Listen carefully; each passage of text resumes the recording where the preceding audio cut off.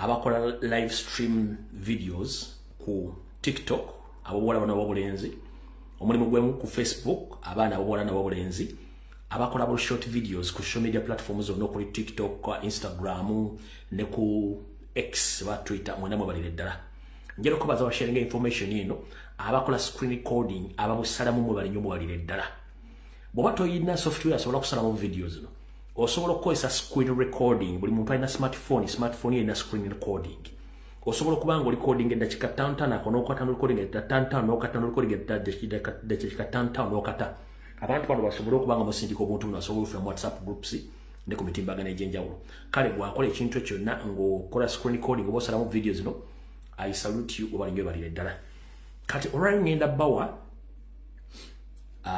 akalowoozo ka leero sigenda bwa kigula lugitandika information kati akalowoozo kalo jala kagenda eri baganda baffe bonna abali mu ggwanga erya United Arab Emirates obwakabaka obwegattire wamu mu ggwanga erya United Arab Emirates nti obwakabaka obw'abasiraamu bwegattira wamu obukola ekigambo United Arab Emirates mwenna nina obubaka bwa Uganda mwenna abawangaalirayo mwabalewe ku mutimbagano nenze buno Minister akwataga ensonga z'amawanga g'ebweru omukulu Nalebo Nkunyingi Muwada yabumpadde nangamba mubategeeze muyinza okuba mwabala byekodda n'aballa babufunye dda nga sinawawa njagala nsooka buno baka musindikire embassy ya Uganda ne consulate yayo mu kibuga Dubai ne bugenda wa mirundi ebiri njala bugende ku embassy ya Uganda e Dubai ate bugende ku consulate njagala bugende ku embassy ya Uganda e Abu Dhabi bumale bugende ku consulate ya Uganda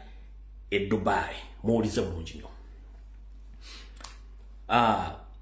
ambassador wa Uganda mu ggwanga lya United Arab Emirates atuula mu kibuga Abu Dhabi nawe consular bwesimanyi omupya atuula mu Dubai bono bakajala bo basindikira ngangera osoma message eno bakulu tufuna okwemulugunya okuva mbanda Uganda abawe b'omusolo abajja okunoonya ekigula magala eddiba mu ggwanga erya United Arab Emirates wona bavudde nti abaana bano oba bakyala bano bajja ku embassy okufuna services ku embassy naye ne mbagano bo services olumu ne mbasibira n'ebweru ababaze ne mbagamba nti system tekola eri wansi wetwogerero lwaleero jja nafunye essimu esukka 25 nga bannayuganda bali stranded ku embassy ne ku consulate za Uganda ziri mu ggwanga erya United Arab Emirates ng'abaana muganyo bo services lwaki temuwa abaana bano services embassy ne consulate ziri okulwa bannayuganda ate abaana bali buli sente gyakola nga ali mu United Arab Emirates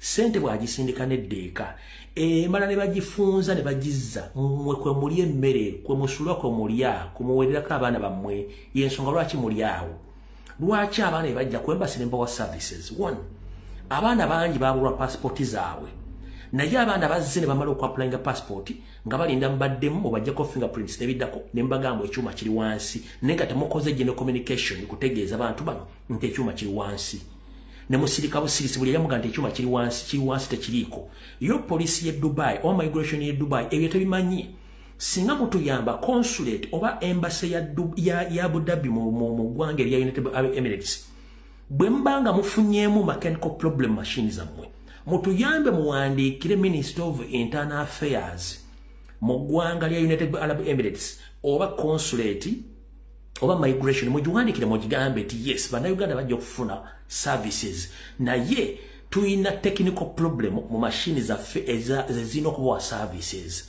please mutukwatireko mpola mpola nga mukwasa ku bannayuganda naye temukikola abaana bali stranded ate nga bava ku mirimu abamu baagala kulinga visa zaabwe abamu ekizibu ekiriwo kanki bagambe abaana eggwanga lyabawadde ekisonyiwo okutereeza oba okufuluma eggwanga nga tebasasudde ne bali stranded olw'okuba services tezikola kati kambasomere mu kalowoozo ka leero then mulyoke mutegeera ensonga zino wammanga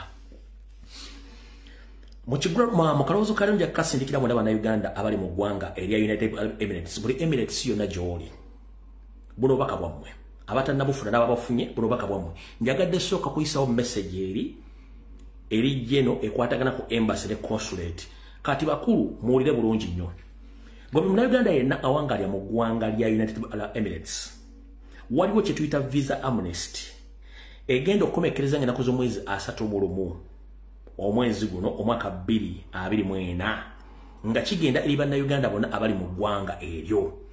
Amnesty kyekisonyiwo eggwanga lya United Arab Emirates litera okugaba ekisonyiwo eri abo abaggwerwako visa zaabwe oba abaliyo mu bukyamu oba nga mwagala kuddaka naye nga mulina okusasula ensimbi ezimbadde nga muli omumenyi w'amateeka. Kati Amnesty eno eggwanga 31 kati esoma bweti. Take note. The UAE Amnesty Program that begins on 1st September 2024 allows all Ugandans living illegally in EU to 1. Exit UAE without paying overstay, fine or fees. Nti, ekisonyiwo kino, eggwanga United Arab Emirates, likugamba nti osobola okufuluma eggwanga eryo ng'ennaku z'omwezi 31 omwaka guno nga tosasudde ssente za overstay oba ensimbi zonna ezeetaagisa. Number 2, choose to legalize your status if they wish to remain in UAE. Bakuwa omwagaanya okutereeza empapula zo okusigala mu ggwanga eryo ng'oyita era mu Amnesty eno. Legalize your status require having your Ugandan passport. This Amnesty program includes all types of visas, including expired residency permit, tourist visa, which may Ugandans have previously used to come. Bakugamba nti era mukawairo kano akokubanga otereza empapula zo mulimu kyetaagisa okubanga olina passport ya Uganda nga kweri muguno mweno program y'okusonyiwa nga kuno kulimu n'ebika bya visa byonna ebyetaagisa okuba nti visa zonna omuli nti visa yaggwako ekadi yo y'ebutuuze yaggwako oba visa yo ey'obukyaze yaggwako nga kino kigenda eri bannayuganda mwena mutegeezeddwa okukikozesako budde bukyali. Akasembayo kagamba bwe kati Ugandans with children in UAE should equally take use of this program. Bagamba nti munnayuganda yenna eyazaala omwana ng'omwina mu ggwanga eryo naawe kino kikkakatako okuba nti okozesa omukisa guno okuba nti otereza ebintu byo. Tukyagenda maaso. The current amnesty program has no entry ban, meaning you can leave UAE and return. Bakugambye nti embeera eriwo ey'okuba nti bataddewo ekisonyiwo essaawa zino etegeeza nti osobola okufuluma eggwanga eryo ate era n'okomawo as long as you entered or stay in UAE illegally. Please hurry and access all the neighboring migration offices or centers in all Emirates and take use of this amnesty. Several companies and employees are also committed to the various migration centers for offering start-up jobs, and they seem to assist those with passports in the amnesty clearance. Those without passport need to secure emergency travel document from the Ugandan embassy. Unfortunately, I'm informed that the embassy can't issue passports for now, meaning you have to first return to Kampala. Weeks ago, interacted with UAE migration officers at Ali Awi and verified that the above amnesty status too, which is encouraged our dear Uganda to make use of this opportunity.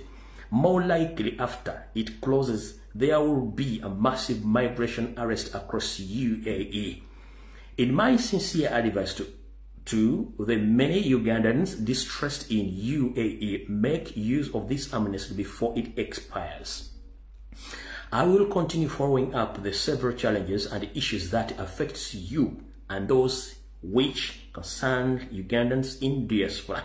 Yours truly, in service, Nkunyingi Mwada, Shadow Minister for Foreign Affairs. Bwato bweyaŋŋambye mbatuuseeko obubaka buno mutegeddemu n'Abannayuganda bali mu ggwanga erya United Arab Emirates ekisonyo ekikyaliwo mukikwasaganye ng'obudde bukyali bwe kimu kitambulireko mukimalirize. Kawedde bulungi nnyo. Kati njala genda ku information yandeese. Alright. Kankajje namu kaleme kuntawaanya wano. Byengenda okukola leero. Kati tutandikira luddawa kuba information nina nyingi. Simanyi tugenda tutandikira. Wallahi simanyi tugenda tutandikira. Naye ndowooza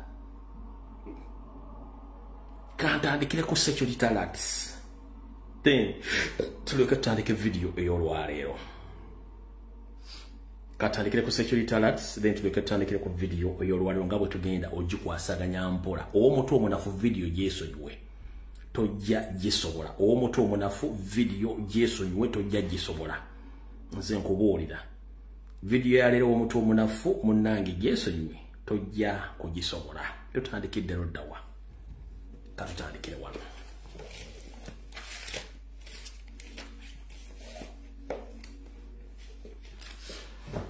tutandise ne security alerts buli omu njagala ulize bulungi nnyo ennaku z'omwezi ziri 27 zakooka ku mwezi ogw'omwenda omwaka 2024 buno obuntu njagala mubusalemu particularly bwe mumala obusala mu reposting mu butereke mu season zammwe in case of anything mubujje bujja okateekako ennaku z'omwezi bwenkoogeredde n'okasalamu n'okapostinga n'okaleka mu inbox yo ewe kiba kiguddewo n'ojjayo bwojja kubanga okugema kusinga okuwonya tutandise bwe tuti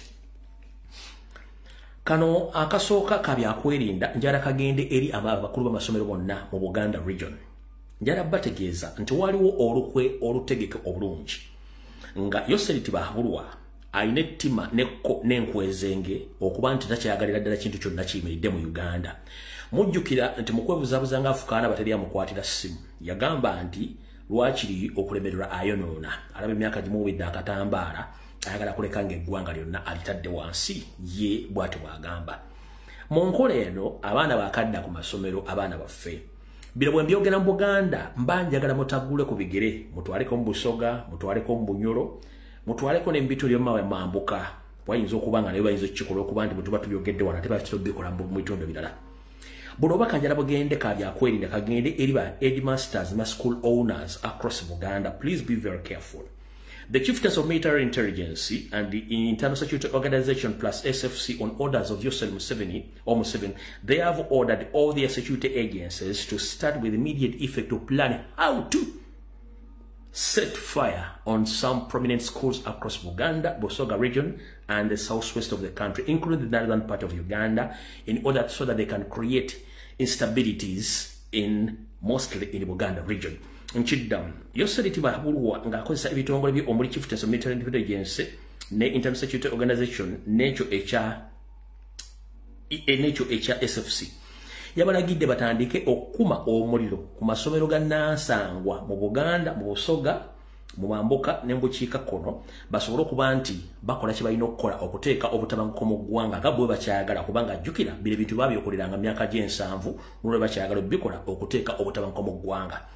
Kino bagezaako nnyo okusula bizinesi z'abantu okuttiramu abaana n'okuteeka obutabanguko okubalowozesa nti waliwo ekikyamu mu ggwanga ekyo nakyo njala mukitegeere bulungi nnyo so wuli essomero ddala likutta omuliro oba okyoza essomero mumanye nti ogwo mulimu gwa Ssemwayi ne ISO ne SFC ku biragiro bya Yoseriti Bahabulwa era ng'ebibinja bino byasindikiddwa dde okutandika okusala entotto bute bagenda okukola ebintu bino okwokya amasomero mu Buganda, mu Busoga ne mu Mambuka n'eri mu bukiikakkono akonkamaze. Alright. Omwami ono yakajja abadde wa NRM yajja mu kibiina kya National Platform recently. Yajja mu kibiina kya National Platform recently n'akyuka okuva mu NRM era abadde atambuza enjiri y'enkyukakyuka naye bw'ati y'ono mukulu bayita Lubyayi Kisiki y'ono wano. Njogedde nti amanya Lubyayi Kisiki honorable.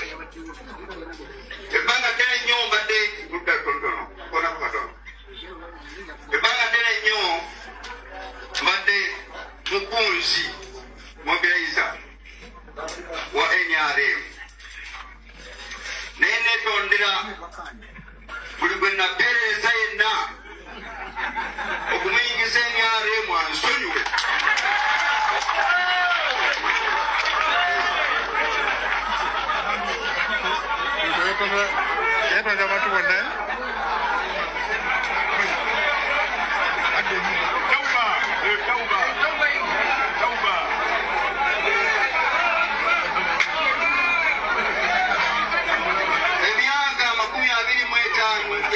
Mobilizer w'amaanyi mwenya National Movement yonna njejjusa.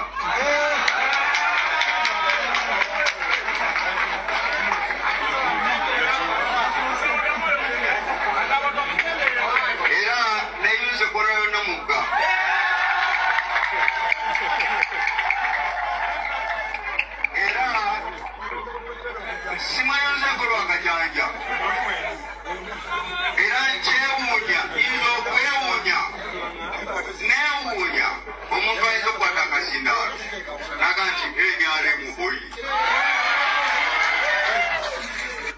Alright, ka video kawanvu muko. Nairo kubanti intandisa sasuchera lalati.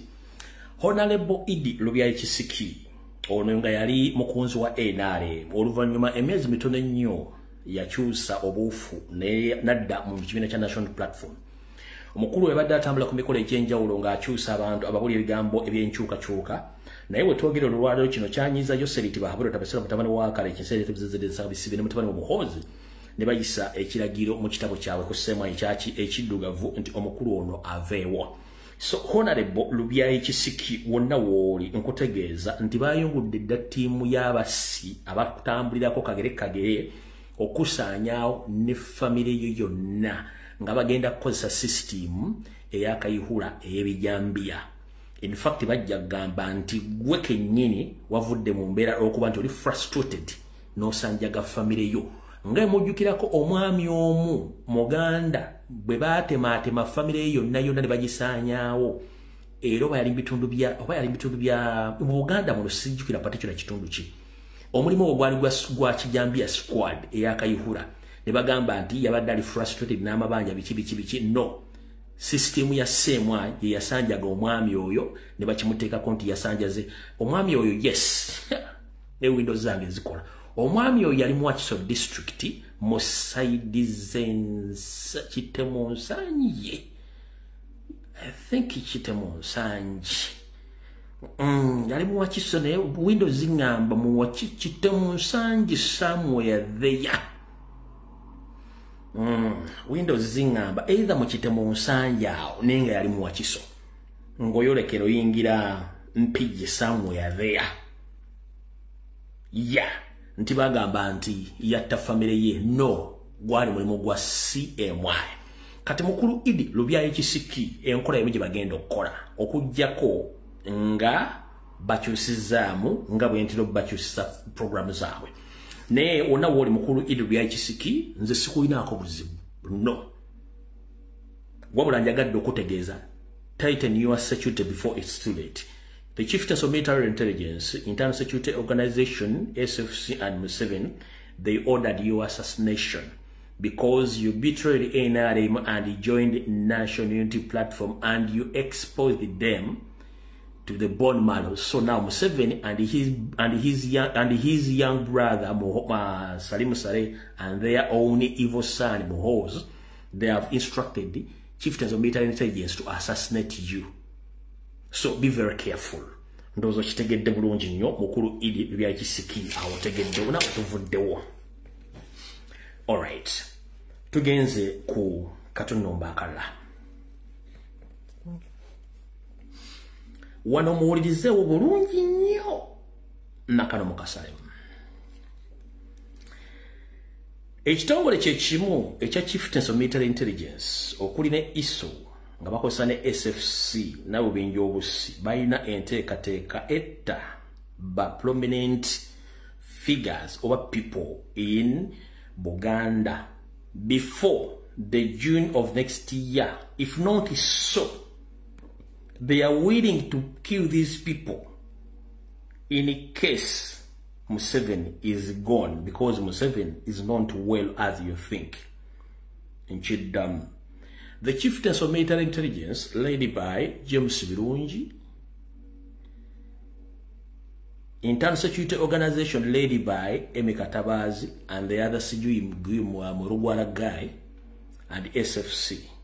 They have been instructed by their top bosses, that is Muhoozi, the CDF, and Museveni, the Munyarwanda, who came to destroy our nation. They instructed CMY and other security agents to follow the following people that they must be assassinated before Museveni's death. The fact is, right now, Museveni is moving around to show the public that he is well off, but unfortunately Museveni is not well off. Every time you see Museveni appears in the public, they first treat him. They first treat him medically so that he can appear in public that he is well, but he's not well as you think. The moment he gets off the camera, his body tolerates, or his body goes back to the normal ways of his sickness. That's why they bring him to show you that he's okay, but Museveni is not okay. Anytime, anywhere, for us we shall break the news, but right now, and it can take even a 6 to 1 year without announcing his death.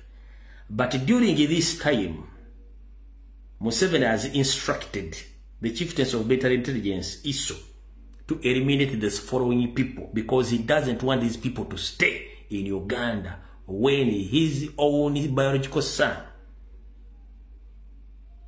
is purporting to take the leadership of Uganda by all means, or to take the power from him.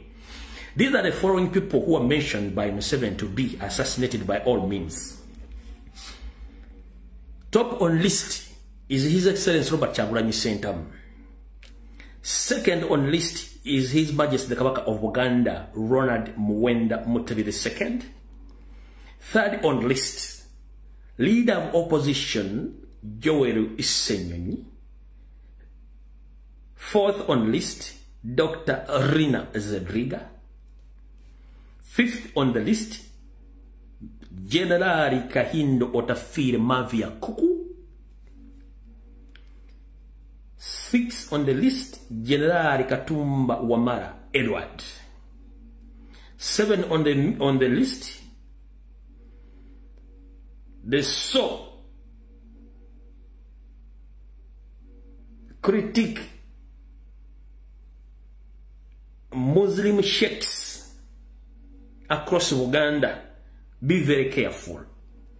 And zengeri jeno namba musanvu. Mwenda ba masheik abogera ku nsonga ezizokusa abantu n'okubategeeza kigenda maaso mu ggwanga mukwata kifo kya musanvu ba masheik monna. Nga kuno kwe kuli ne bafather abamakereziya, kwe kuli n'ababuulizi mu makanisa, nammwe muli kweno namba musanvu. Namba munana esembayo kuno kwe kuli omulangira ow'Obuyisiraamu oba jjajja w'Obuyisiraamu omukulu jjajjaffe Kasimu Nakibinge, naawe kwoli gwasembayo ku lukalala luno. Ye agamba nti tasobola kuleka bantu bano mu ggwanga lino nga ne mutabani we mwali wadde ye agenda. Kati ye mu kugendako lwaki lyagala agende ng'abantu bano abamaliriza. So baganda bange mwenna bawuliza akatambi kano ak'olwaliro mbagambye kakambwemukko. Ekintu kyenjogera nkyogedde ng'ennaku z'omwezi 27 omwezi ogw'omwenda omwaka 2024. Abantu bano mbateekeko amaaso. Naye buno bubaka bwange bwe njagala bugende eri Museveni. Nkyagende wala. Yoweri Museveni, the so-called president of Uganda, you are in the wrong office in the wrong country and you are leading wrong people. Why?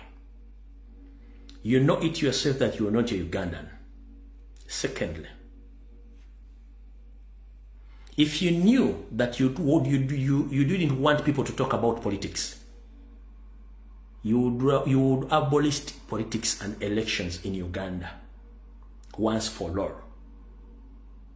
Secondly, you are not going to lead animals. We are human beings who can speak. Killing innocent Ugandans is not going to solve all political problems in Uganda, because whatever you do or whatever wrong things you do, people, they are supposed to criticize or to talk about those issues. So if the public can come out and criticize about your doings and you decide to kill them, so where is democracy?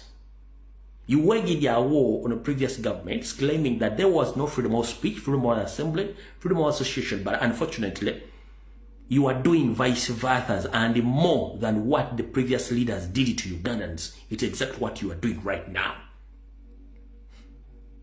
So we will not finish all the Ugandans. As we speak right now, I know you've sent almost 4 assassins, I think, who entered yesterday in Turkey to look for me. But I told you I no longer fear death, because even if I live, I have to leave this planet Earth when time comes. So that situation of intimidating or sending assassins to kill people who want to work, we shall talk until we liberate that country.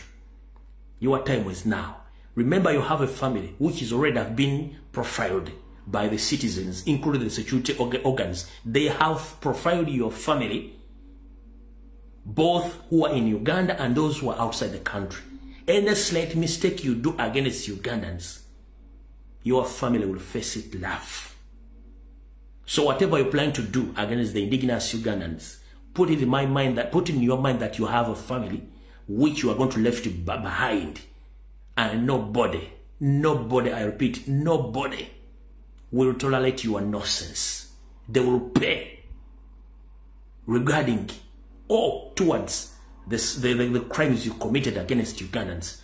That is my humble point towards you. Stop intimidating and assassinating Ugandans. So, ndoza nakomo kategedde ako, kino baagala kikola nga tayagala kuleka muntu yenna agamba nti agenda kwogera ku nsonga za muki za mutabani wakono nga mazinyize kalala.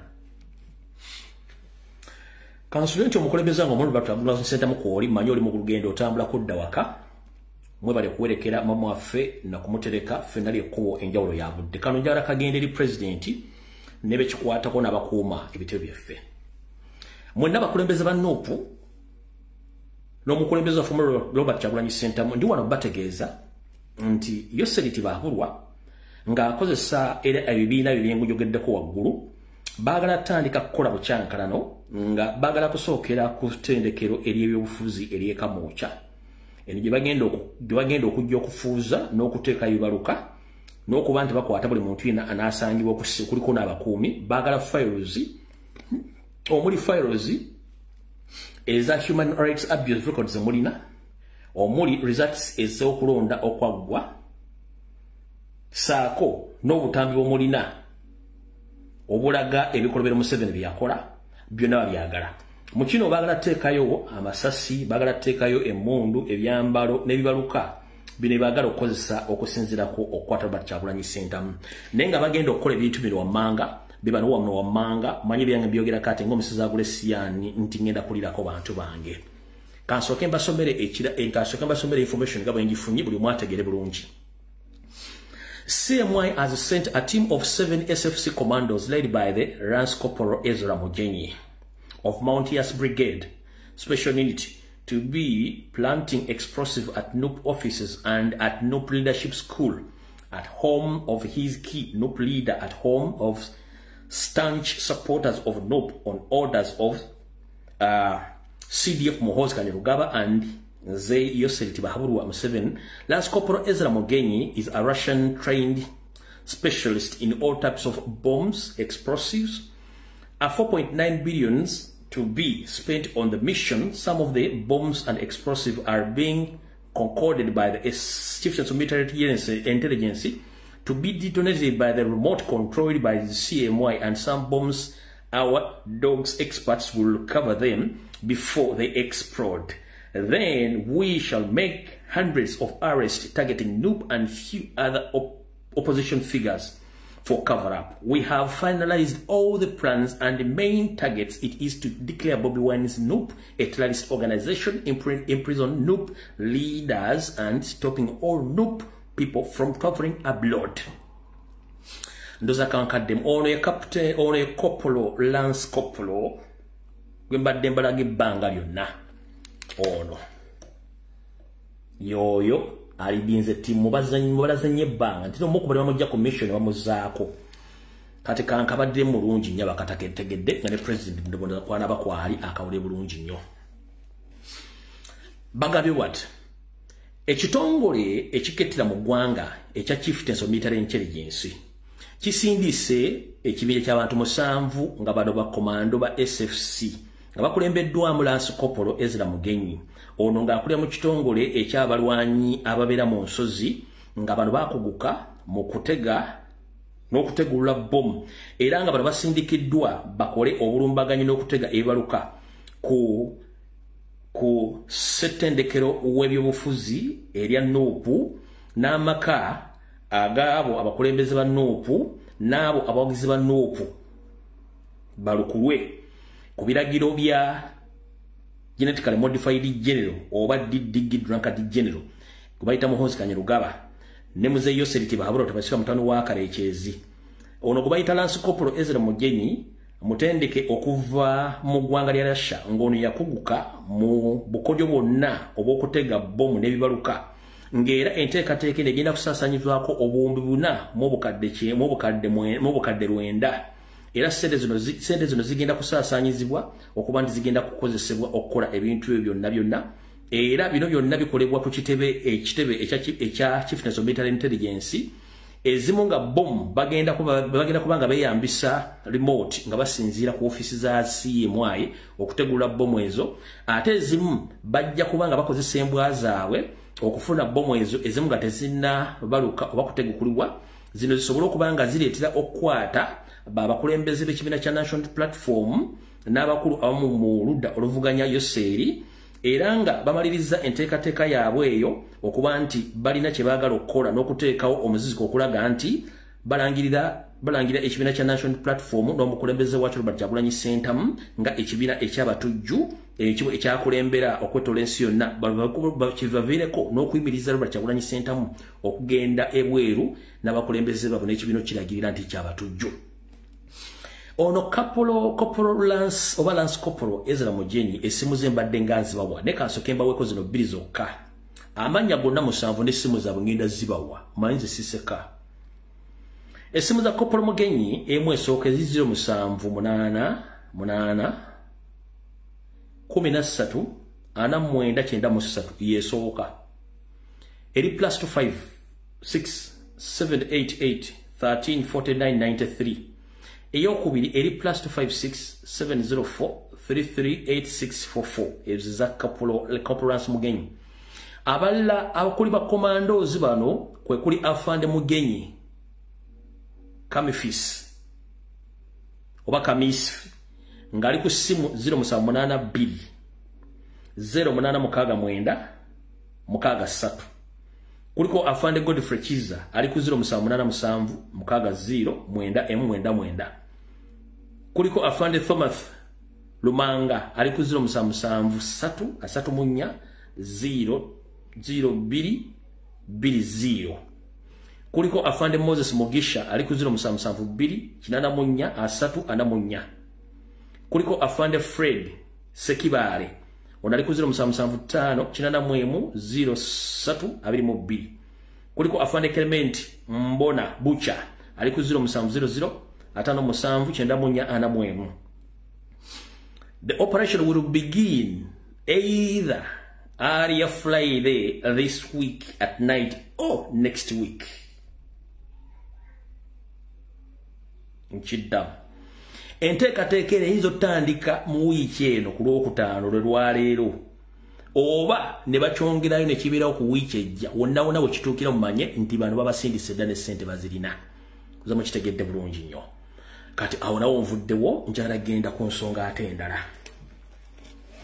Emugitegedde bulungi. Kati wali okulya n'okukomba essowaani.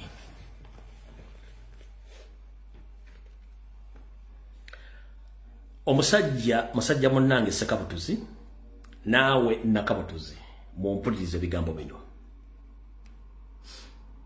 Ntera nnyo bagamba nti ensi nga bw'etambula si bwe mugiraba, ensi etambula yakubeko ku jju.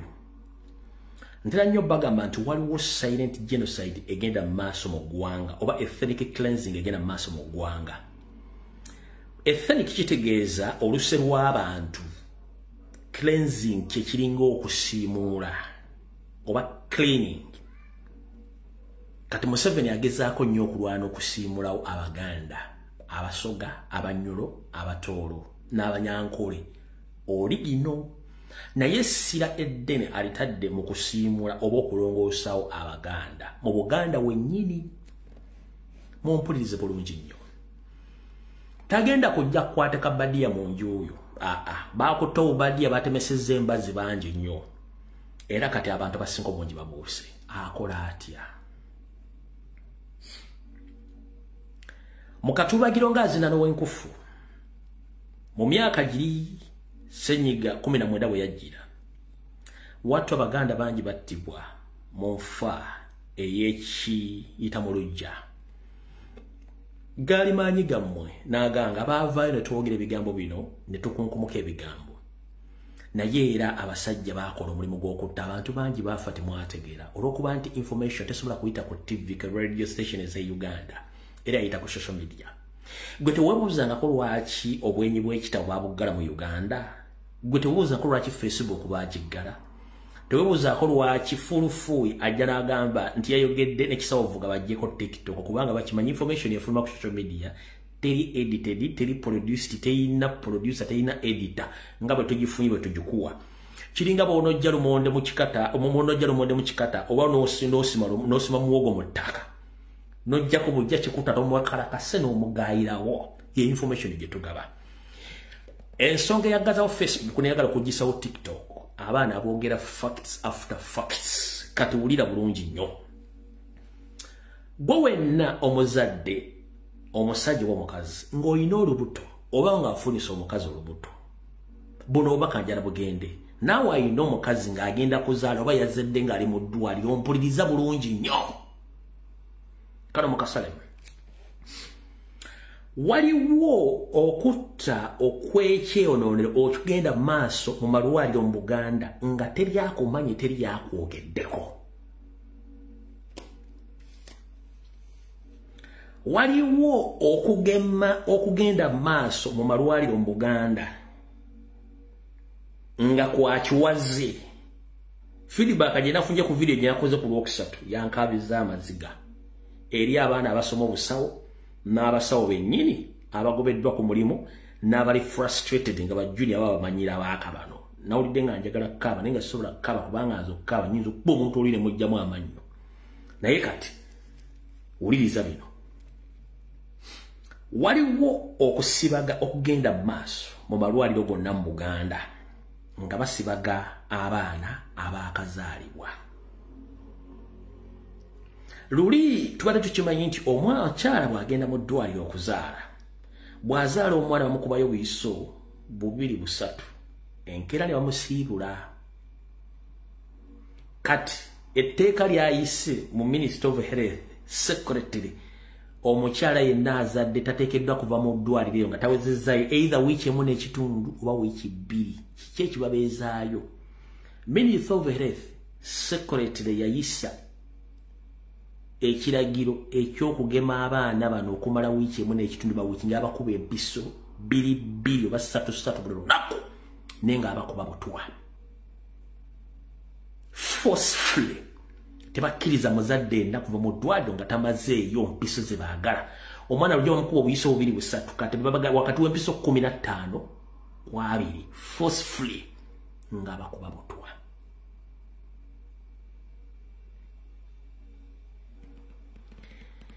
Kino kibadde kigenda mu maaso nga nali nakyogerako emabega abantu ne batakiwa budde. Lwaki bakiwadde obudde? Bugenze okugibwako eddiba wiiki 2 emabega n'okutuuka olwaleero ng'abaana abato abalina cancer related diseases oba complication basinga abantu abakulu abalina cancer.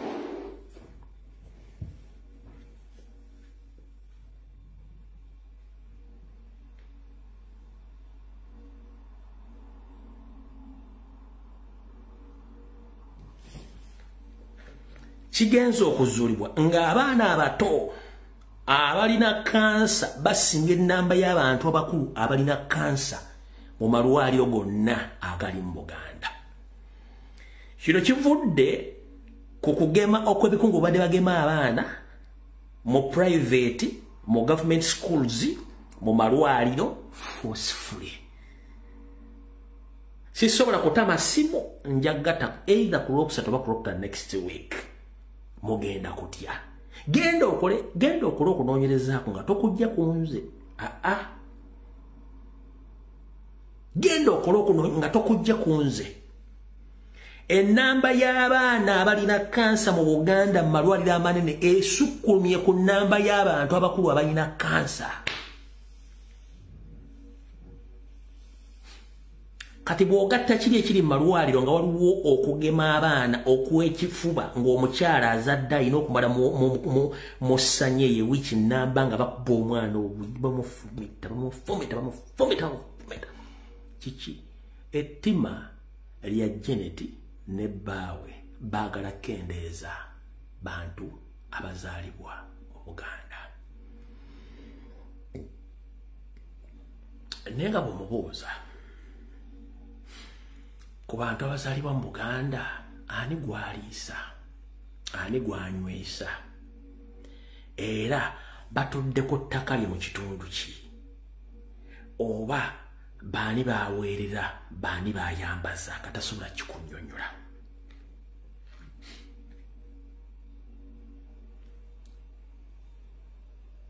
Njagala osooke weeteeke mu kye tuyita mu birowoozo. Ennyumba eyo egamba nsabi, erimu n'abeeyita bapasita. Amateeka 10 kuliko etteeka erigamba tottanga, naye abasajja n'abakazi bali mu kutta abaana b'abandi. Ningo gwe namubuuza ki ekikuttisa abantu sobola kuwa kiddibwamu. Abaana be balina kyaki era baga nti basaba Katonda, naye n'otula ku mmeeza n'oga nti mugende mugema abaana mu Buganda mubakendeeza ennamba. Ekikolwa kino omutima mwagujja luddawa. Njagala bategeeza mwenna bannayuganda basangibwa mu Buganda, kubanga Buganda si Abaganda yokka. Buganda Buganda lyekkuŋŋaanyizo bannayuganda bonna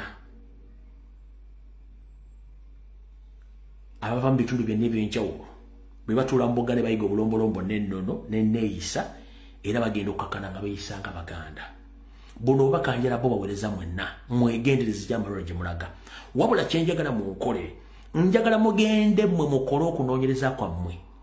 Kati abaani abasinga okugenda mu malwaliro ga kansa baana bato okuva ku myaka 3 okutuuka ku myaka 18 be basingamu kansa. Babagema kansa mu gwanda baana, babagamye senyiga 19, babagamye measles, babagamye polio, bakuba butwa. Ennamba y'abaana eri waggulu, abaana bafa. Mukinoonyerezeeko ekyo nkibagambye.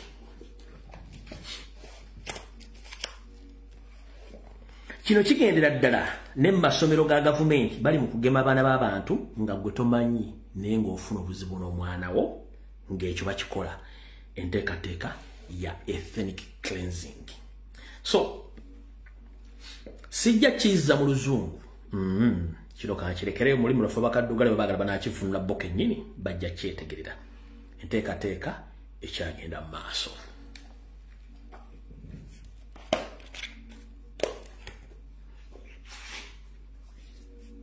Okay.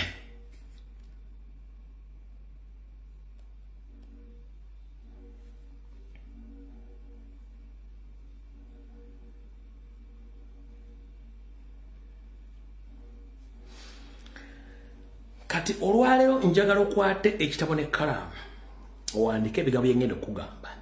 Oddemu obyefumiitirize ojja tegeera. Njagala okwata ekitabo n'ekkalaamu owulize ebigambo bye ngenda okugamba obyefumiitirize ojja bitegeera.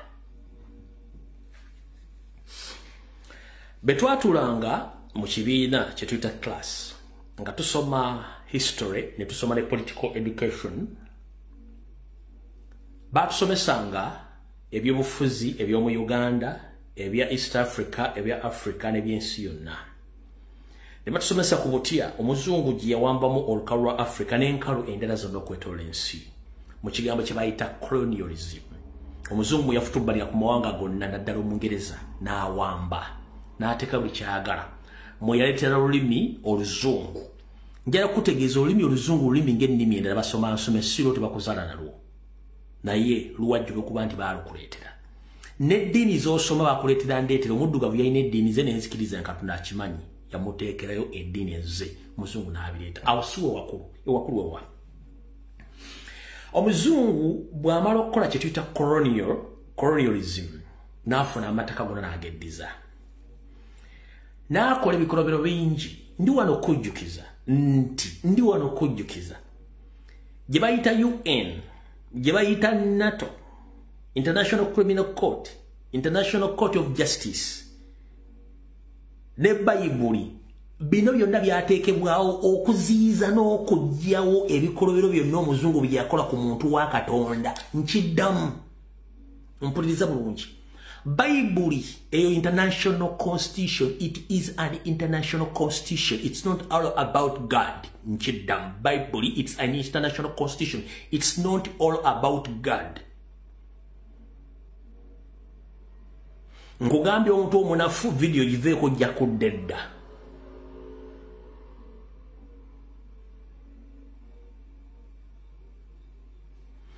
International Court of Justice, International Criminal Court, NATO, n'ebirala byonna ne UN babiteekawo okusiiga akazigo ku bikolobero omuzungu bye yakola mu nsi. Omwali okutta, okutulugunya, okuliisa abantu akakanja, okuwamba amataka, n'okukola buli kikolobero kyonna. Tebaayo muntu n'omu akugamba nti omuzungu mutuukirivu nno, kubanga bw'osoma ebyafaayo ojja kwewuunya. Bahitire wawulira, bamusolinyo bawulira, n'abalala bonna baali ba high profile criminals. Ompulira bulungi nnyo. Ompulira bulungi nnyo. Owomuntu omunafu nkuge video kiveeko. Kuba wano wetulaga wazibu nnyo teyeetaaga muntu nga wayiika Windows 0.05 GB muvaako ojja kuddedda. Kati wattu omuzungu bw'amala okulaba nti ensi egenda mutegeera, yalina okwekuba mu mutima n'ateekawo byonna bye nkugambye. Kwe kuggyawo ne slave trade, okusuubula bakaddugala. Gwe teweewuunya lwaki abaddugavu buli kontinenti yonna eri ku nsi gye bali. Mwawukanya ennimi, mwawukanya ebirowoozo, naye nga mwenna bajja ku lukalu lwa Africa olukubanga kyekimu ku kikola omuzungu kye yakola. Abaamulemereranga okutuusanga amayengo mangi ku nnyanja okutambuza, babasibanga ku nnanga okubalansinga eri babasiba enjiri babasuula mu mazzi okubalansinga eryato. Jajjaawo bamujjanga mu Uganda, Kenya, Tanzania, Ethiopia, Nigeria, Cameroon, ne batikka ku maato ne batwala.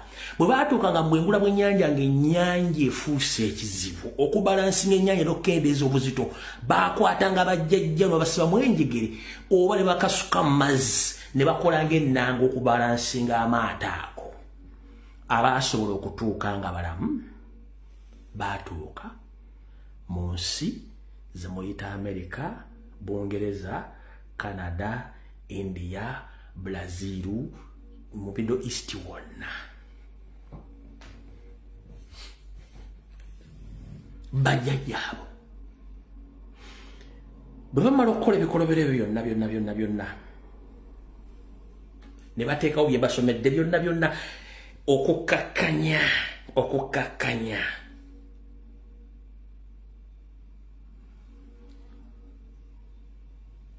olukalu lwa Africa yali nseeki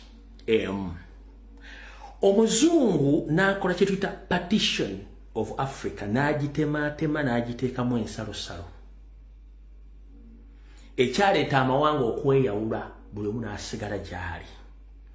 Gwe teweebuuzangako abantu n'ova mu Uganda n'ogenda e Kenya nga waliwo abantu bamufaanagana, ebigambo, enjogera, obuwangwa n'ennono okusingira njala kuwa amawanga gano weendabirako ddala. Genda otunulire Abatuusi, Abasomaliya, Aberitrea, Abaethiopia, bonna n'ogenda mu South Sudan gye bali, ogende mu Masaba, Karamoja, bonna gye bali. Kati bw'ogenda wano mu Buganda ewali bantu, ekigambo bantu gurupu y'abantu oyinza obbasanga mu South Africa, mu Central Africa ne mu West Africa. Ng'ebigambo by'oyogera mu Luganda 60% bitegeeza kyekimu, kubanga baatwawula. Waliwo okutambula kw'abaddugavu, okutambula kw'abaddu, migration of Africa. Kati during the partition of Africa, okutematema Africa, abantu abamu babagalira mu nsalo ez'enjawulo basigale, naye nga ffe tuli bantu bebamu, kalica y'emu, ne batuwa ennimi ez'enjawulo. Omufalansa n'aleeta Olufalansa lwe, Omuwarabu n'aleeta Oluwarabu lwe, Omupotigo n'aleeta Olupotigo lwe, Omungereza n'aleeta Olungereza lwe, ne batwawulamu bwe batyo. Ow'engalabi entono va ku vidiyo eno. Ekyo bamala okikola ne bagamba kiwedde. Europe, America, Canada ne Bungereza, they had nothing. Tebalina kye balina nga n'emmere tebagirina.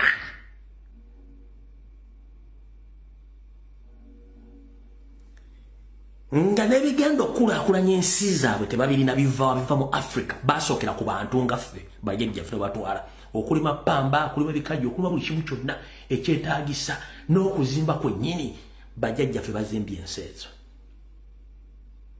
Katate bamala okubatwala okukola ebintu ebyo ne bakoma mu Africa ne bakozesa system yennyini gye batwalako bajjajjaffe ne batandika obbalimisa emmwanyi, ebikajjo, majaani, buli kimu. Gwe teweebuuza amajaani, ebikajjo, kawa buli kimu kyavaawa.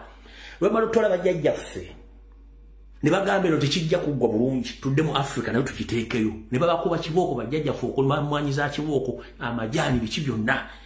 Teweewuunya era tumusobola ku babijja masomo tumusobola bisoma njagadde baso ndawe mbatwala wano buli omugenda kutya video ya resi ya omuntu omunafu giveeko. Baba balokola ebyo bagenda okulaba ng'eriyo bannaabwe abagamba ati ekintu kye tukola kikyamu. Abantu bano bajja tuuka ekiseera batutegere batunyingire, bajja ganging up, bajja tufuukira ekizibu.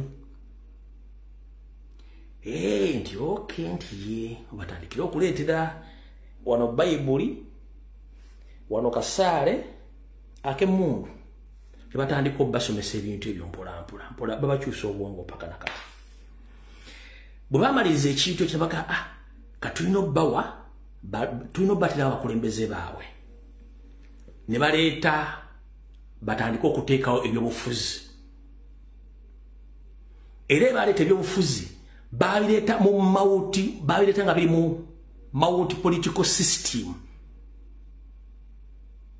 Singa bali baagala ffenna ensi zaffe zibenga ziri mu kulaakulana nga tugatta ebirowoozo, bali bati batwala mu bibiina byabufuzi. Ekyo wakikola mu system ya divide and rule. Ne baleeta eddiini ne bazireeta nga nazo ziri mu njawukana, ne baleeta eddiini za njawulo nga tusinza omuntu omu. Era still nga baleka watu divide nze ffenna twawukana mu madiini, twawukana mu byobufuzi, biki. Kubanga ebwe bakiteekayo okubuzaabuza kiri kibanga reflection okulaga nti kyemukola tukimanyi naffe waffe gye kiri. That is what we call a disguise we camouflage.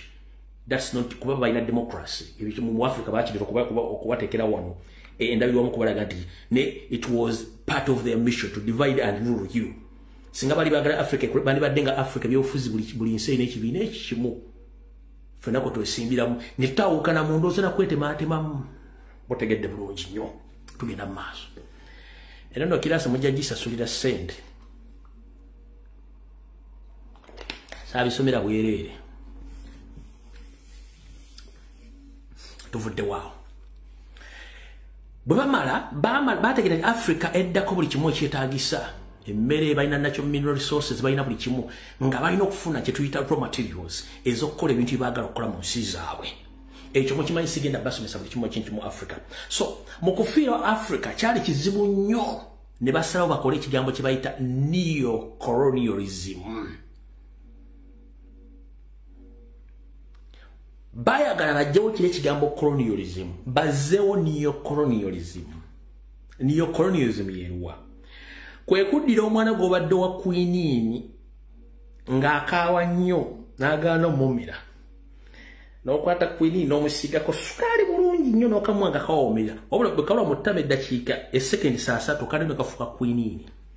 Kati omuzungu yakwata colonialism n'agisiiga kaswiti n'agisiga sukaali n'agituddiza nga ye neo-colonialism.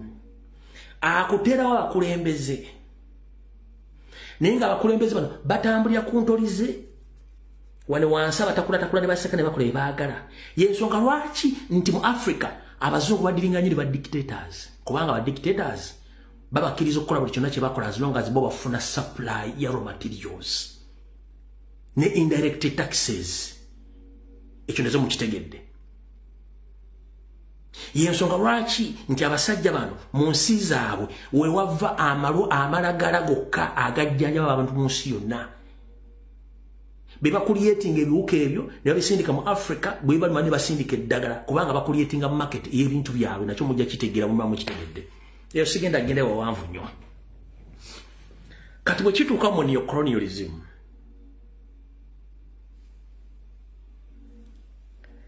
ne kava kwanjula akatambi katandise.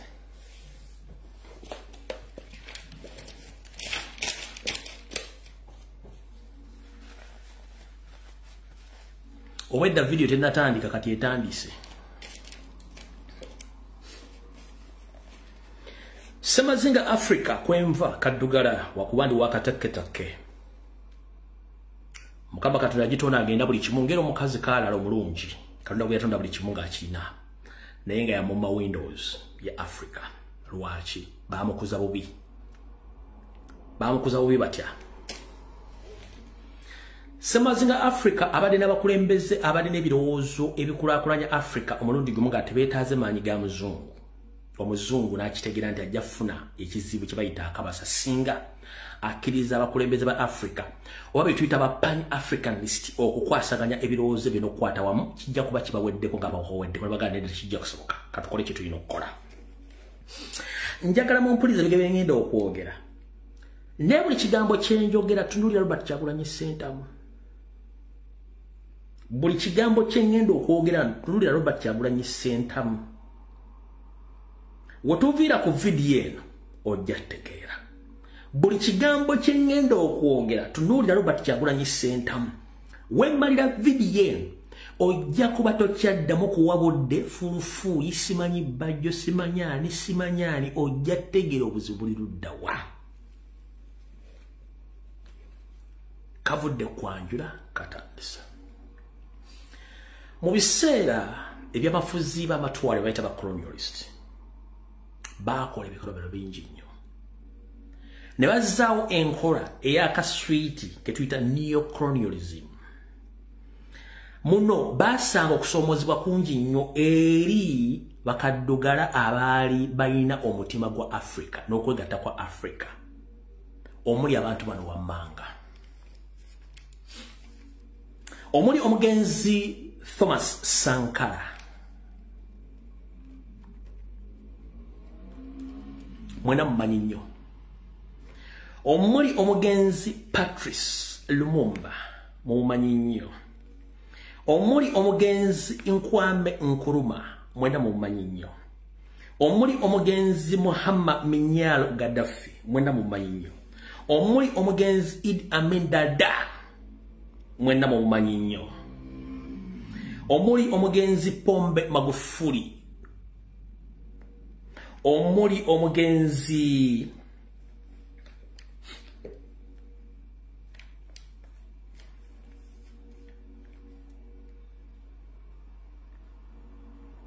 Batini Bedelo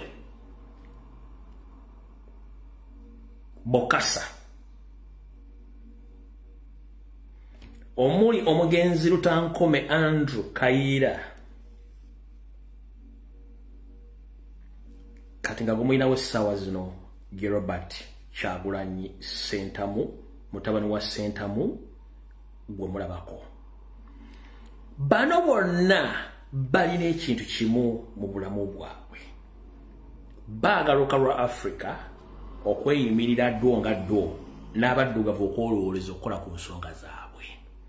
Lwaki abantu bano battibwa? Battibwa batya? Ani yabatta? Wulira.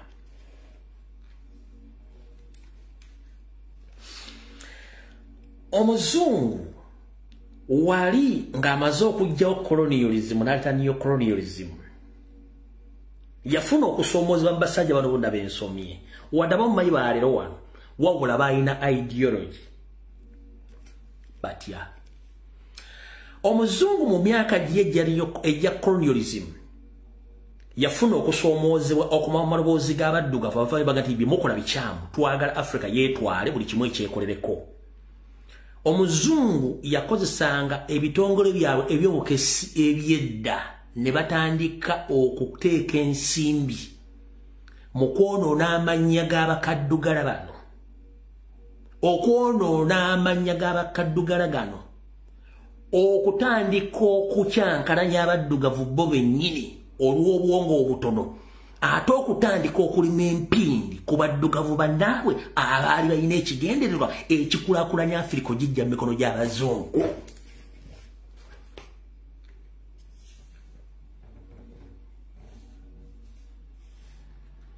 Ba muntegedde.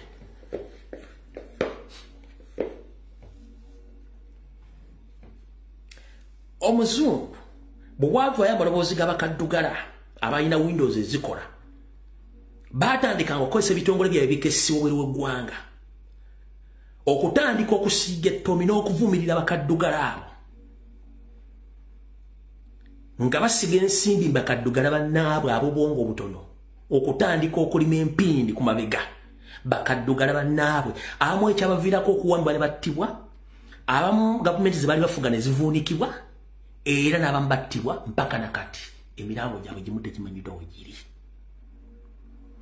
Kati ekyo muzungu bw'amanya nti ensi emutegedde yakizza atya ekyo n'akijjawo ne yeesiga akazigo era n'abanga atakikolangako n'akozesa sisitiimu empya eya neocolonialism akuteerawo Museveni ye n'akola omulimu gw'omuzungu yandibadde akola luli ogw'okutta okutulugunya okusiiga ekko omuntu yenna alina endowooza ekulaakulanya Afrika. Golowooza Museveni si mwayo basasula okuvuma Robert Kyagulanyi Ssentamu nderebe system evaawa ya colonialism wano bakiraga nti Museveni yakifacilitatinga kubanga yaliwo ye yakyejjamu ekifaananyi nadde ebbali. The same system gye baakozesa ku Thomas Sankara, Patrice Lumumba, Nkwame Nkrumah, Muammar Gaddafi, Amin Dada, Pombe Magufuli, Betin Benduro, Bosaka, Rutankome Kayira, gye bakozesa ku Robert Kyagulanyi Ssentamu.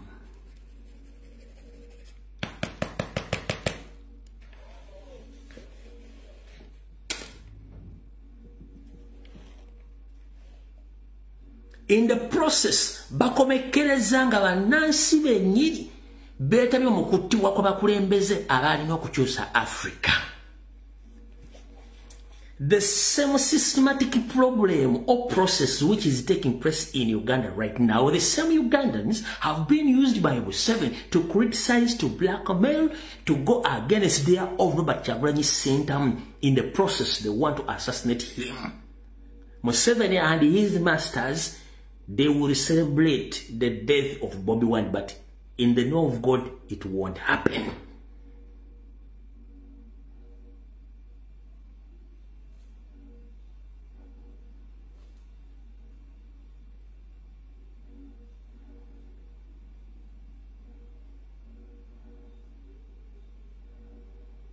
Lwaki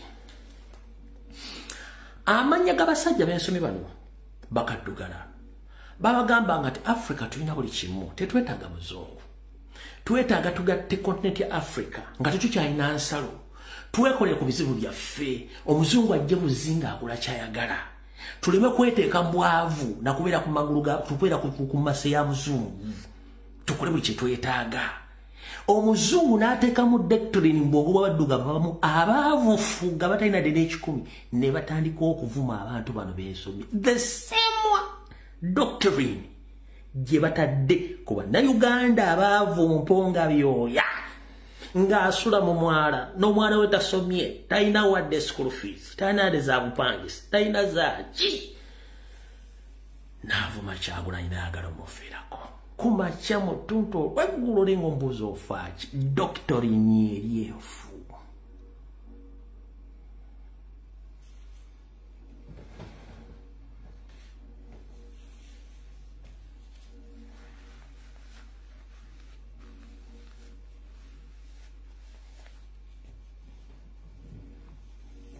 Wano wengambira ekizibu kya Africa mu 21st century gye twogereramu, it's not the British, the Americans, the Europeans, no. It is the Africans themselves. We are the problem and we are the one to blame for each and every problem which is taking place in Africa. Because we have failed to team out to find the real problem which is facing Africa in the 21st century. Ekizibu kya Africa kati tekikyali bazungu. Ekizibu kya Africa feke nyini bakaddugala. Abalemeddwa okutuula wansi ne tumanya gye nvudde wa Africa na buli kimu kye tulina okutereeza oluka lwa Africa nga ne Uganda mwogitwalidde. Wabula ate buli avayo okwogera ku nsonga zino Africa yandibadde watya, Uganda yandibadde watya, alumba Robert Kyagulanyi Ssentamu, alumba omukulembeze yenna ali ku luka lwa Africa okwagala omulyamwe eriiso kubanga bano babataddemu ekintu ekikyamu. Boy wange njala kugamba eggwanga Uganda tulina obukadana mbwena n'abantu abagwamu, abantu batono nnyo. Eri eggwanga lisobola okwaccommodatinga abantu bonna nga bakusasula n'omusaala on a monthly basis oguli mu miliyoni 3 oba okola batokola kino kijja kunze. Obukadana mwenda n'ekitundu system amini gye yali aleseewo singa yekyagenda maaso lwaleero tewandisobodde kwagala genda kukola kuba ndibadde okolera bukunya. Uganda yandibadde kusasula omusala gwa miliyoni 3 n'ekitundu nga togenze kukola kubanga ssente weeziri n'ebizivaamu weeziri. Tewandeetaze kutwala mwana mu ssomero musimanyi ogenda gula no buli kimu kyandibadde bwekiri okuva ku nassale mpaka ku university nga n'omulimu weeguli. It is applicable and it is physically visible.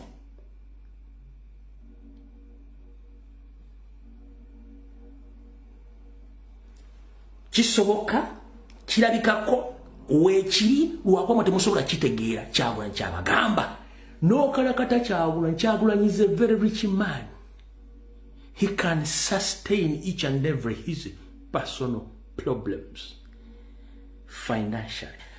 What about you? You are the citizen of Uganda. You are supposed to gain in the taxpayers' money in terms of service returns. In case you don't have any kind of the job, the government is supposed to feed you and to educate your children.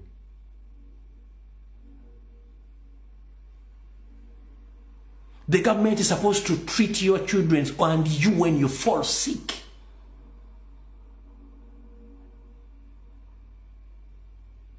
At any cost. Because you're a citizen of Uganda and you pay taxes. But unfortunately, some poor-minded Ugandans, they can't even come out and explain such things. Because we have each and everything which is supposed to maintain the well-being of Ugandans. From east, west, south, or central, we have each and everything in our hands. But we fail to understand our responsibilities as Ugandans. We've let our nations, we have let our nation and we have handed all our powers to Museveni. One person, imagine it's not a Ugandan.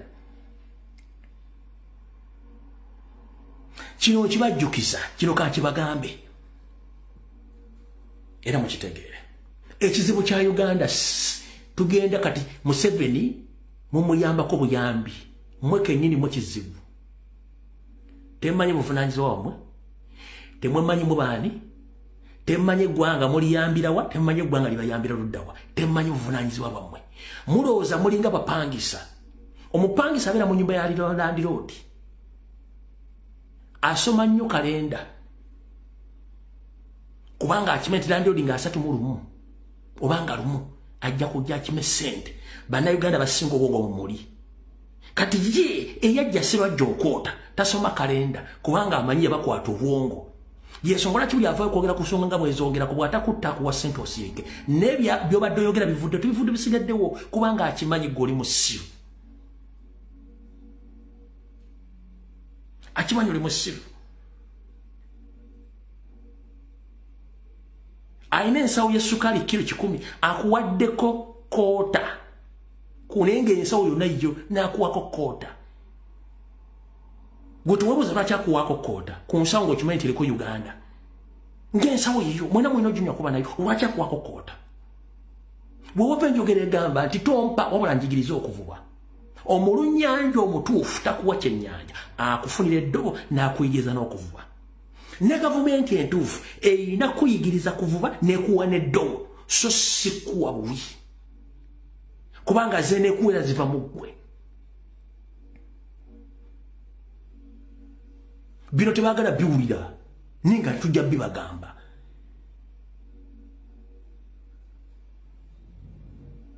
Gwavuma Kyagulanyi ngana mawulire si mapya, kubanga obwongo bulwadde.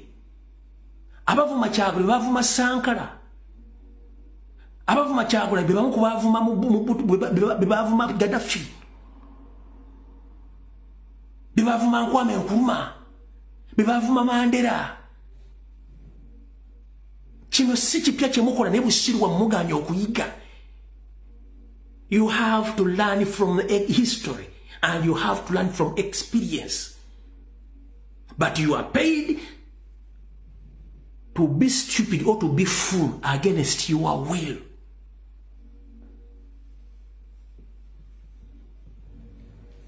Museveni doesn't care whether you slept or you didn't sleep. He doesn't care. For him, he's have billions of dollars on his store accounts. The same applies to Janet. The same applies to Mohoz. The same applies to Salim Saleh. The same applies to Natasha Karujire, Simanyi Suyuno Musezi. They don't care about you because they earn money from you. Neti mwagala kuchitegeera. The same doctrine gye bakozesa ku basajja b'Afirika. Yenjo yiwakindikana nammwe. Kati ntina nnyo okubeera ku TikTok. Ne mbagamba nti Museveni ayina ekitabo kye kyasoma by'obufuzi.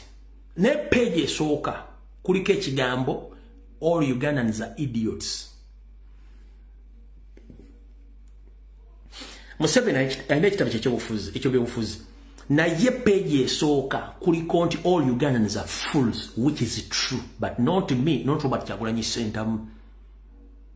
And those who are fighting for change in Uganda, for us, we are not fools. That's why we come here and we educate people about what is taking place in Uganda. Fete tuli basiru, naye abasigadde be basiru.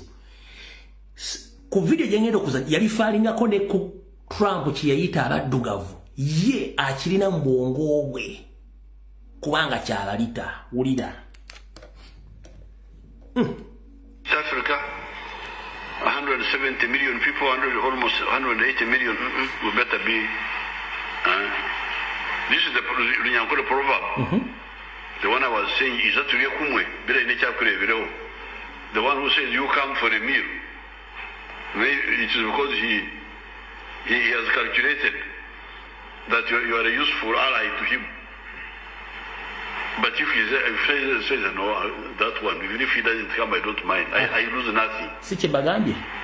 How will you guarantee the future of your people if you are so negligible? And I like Mr. Trump so much. Trump is a wonderful man. Because he tells Africans how they are.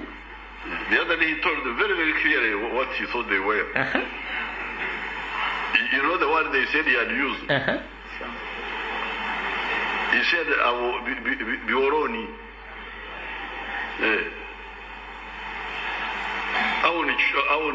What do you call it? In Cho, watch I show you.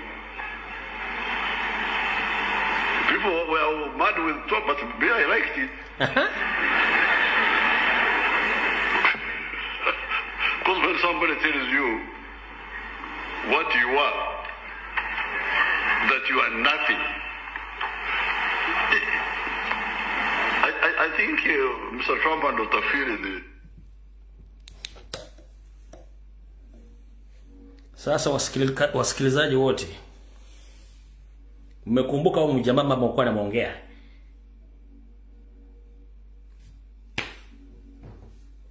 Kila mtu jua klasi yako. Huyo hataki kujua kama ulikulea, kama sijui nini, hataki kujua. kwa sababu anataka kuchunga familia yake na pesa zake. Vingine hataki kujua. Shida ya Museveni na kuchunga familia yake na pesa zake. Wengine hataki kujua. Sasa kila mtu jua mtu gani mnachezanga naye. Huyo mjamaa mbaya sana. Hana akili, hana rafiki. Kwa sababu wale warafiki wake aliingia nao kwa vita.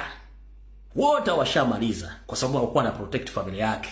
Ana protect Muhoozi, ana protect Salimu Sare, Geneti na kila hizi alion zake zili tatu za zili alion zake tatu, Natasha, Diana na Patient. Wengine hata kujua. Ama mlikula, ama mlienda kwa shule, ama mlifanya nini, ama atake kujua. Mara moja ajua kitu kintoke, protect anachunga familia yake, pesa zake na watoto wake. Wengine amesema mnaonekana kama choo. Choo ni toilet, ni latrine, pit latrine or toilet. That is it. Hata kujua. Siku zingine chaambia warafiki wangu kwa TikTok. Museveni ako na kitabu aliandika. Akasema watu wote wa Uganda ni waongo. Wote ni waongo, ni idiots. Sasa mmesikia mwenyewe amesema anapenda vizuri Trump, kwa sababu Trump siku moja alisema wote ni Afrika wanaonekana kama choo. Kwa nini alisema namna hivyo?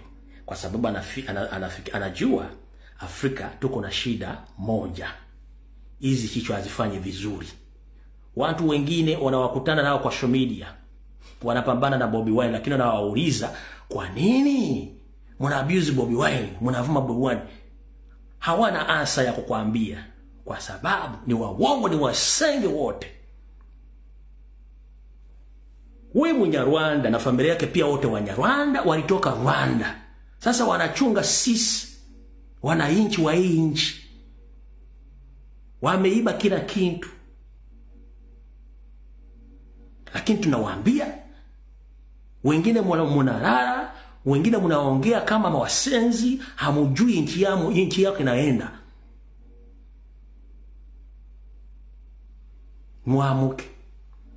UPDF officers, the indigenous. Na wako kwa SFC wa indigenous, muamuke. Polisi muamuke.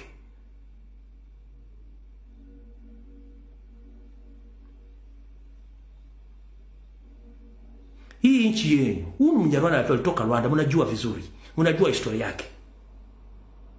Ana baba kwa hii dunia ya Uganda, ana baba. Alikuja na mama wake pekee. Uliza huyo Salimu Sare Jeno, baba wake iko wapi? Baba wake ni Msumari tu. Ana baba wake hapo kwa nchi ya Uganda. Siku moja nileta hapa video moja, mwenyewe alisema hajui alizaliwa wapi. Mwenyewe Salimu Sare alisema hajui alizaliwa wapi. Mimi mwenyewe shawaambia huyu Msumari. Uliza Janet, wazazi wake wako wapi? Uliza Janet mwenyewe wazazi wake wako wapi? Uliza Museveni wazazi wake wako wapi? Uliza Salimu Sare wazazi wako wako wapi? Hawana wazazi. Lakini wanauanga wana Uganda. Wanapeleka kila mzigo, kila pesa, kila kitu washamaliza. Sasa unakumbuka na washenzi wengine kwa social media wanapambana na Bobi Wine kila siku kwa sababu hawajui. Walipewa hizi pesa ndogo sana. Lakini ana kila kitu kwa nyumbani yake, ana chakula, ana nini. Lakini mjamaa anapigana na Museveni. Asechua ficha zao wengine, lakini wanaongea kila mambo mbaya kwa Chagulani. Wote ni washenzi tu, ni waongo. Wengine ni wasenge.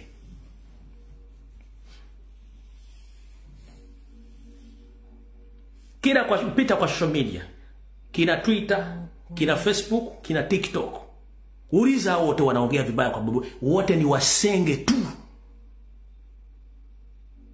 Ama ujui ni wasenge ni wanani? Uliza mjamaa mmoja anajua Kiswahili atakwambia na wasenge ni wanani, utajua vizuri.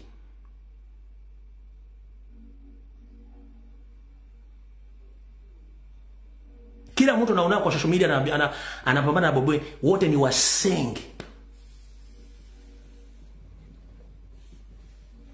Autovuddeo. Msamotegeddeo. Njagadde sindi kubaka buno, busindika mu Luganda, mu Luzungu, mu Luswahili. Ennimi tuzimbero mwati zuntu azivaako zoogera. Zisinga manyi nnimi nga 10 nezimu nazeesubiranga ziri faananyi n'embireka. Ate ezimu sizipractice nga zoogera. Naye singa balingera practice nga buli mukuddamu dduwogera mujja kulowooza n'omusajja baba muzimu oba musambwa. So, ngera mbere nga mutegeera ebintu bino bye tubagamba. Mubere nga mbitegeera bulungi nnyo. Bantu bannaki babeetaaza. Katudde wano ku nsonga eno. Abadde baagala okumanya omusajja gwe nabagambako eyajjawo buli mbwa yonna mu Ghana ezaali zireeta embwa ng'amaze okujjawo mukulu oli Patu bamaze okujjawo Nkwame Nkrumah. Zaaleeta omusajja gwe bayita Jean Rawlings. Bulijjo mubuuza Jean Rawlings yali luddawa. Yuno. Yuyo. I mean, I don't think one really gains much Yo. having him killed. But the point is that we have set the example. We have shown that we're capable of doing it. I think what we could do is confiscate the property of the rest and send them out to the farms. Oh, yo. And work.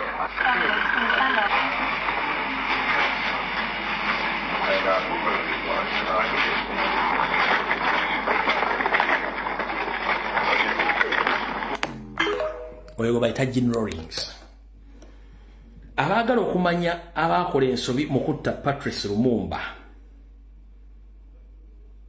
ne bejjusa oluvannyuma. Ole Patrice Lumumba yakola speech eno ye yamuviirako akabasa. Yagamba omuzungu nja kufungula akabina tukooye Fugabi. Eno speech yaviirako Patrice Lumumba obuzibu. Yono Patrice Lumumba batamumanyi. Attendre l'indépendance, aujourd'hui victorieux. You who have fought for independence and are today victorious, I salute you in the name of the Congolese government. À vous tous, mes I amis, salute all my friends who fought relentlessly at our sides. nous avons connu les ironies We have been subjected to insults and sarcasms, que nous devions subir matin. to the blows we had to endure from morning to night just because we were Nous Africans. étions des nègres. Nous avons connu que la loi n'était We learned that the law was never the same according to whether it was applied to whites or blacks. qui oubliera les fusillades. Who will ever forget the shootings or the barbarous jail cells awaiting those who refuse to submit to this regime of injustice, oppression, and exploitation?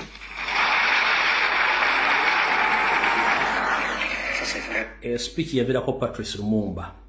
Kati wulira nakano mutegeeri mbadde mbagamba. Na wano nga bazza. Belgium is returning the remains of the icon of Congo's anti-colonial movement to his family. A single tooth is all that is believed to remain of Patrice Lumumba after his assassination in 1961. An official ceremony to hand back the tooth is being held in Brussels. We'll speak to our correspondent there after this report on who Patrice Lumumba was and how he died. Tutuula wano ne tukola okunoongereza ne tubabulira ebintu bino tubasomesa mumanye kubanga bino byonna byenjogera njagala mbirireetinge ku Robert Kyagulanyi Center mu president wa Uganda omulonde mumanye kya facing njagadde obasomesa ebintu bino mutegeere ekizibu ky'abaddugavu n'ekyabanda Uganda kiri ludda wa tekyawukana ne basomesezaako olwaleero eno video nayoga nti abo bongo obutono mujja jesonyiwa kati esigadde dakiika 3 ebigambo bingi ebyogeddwa mu wiiki eno naye ku byogeddwa mu wiiki eno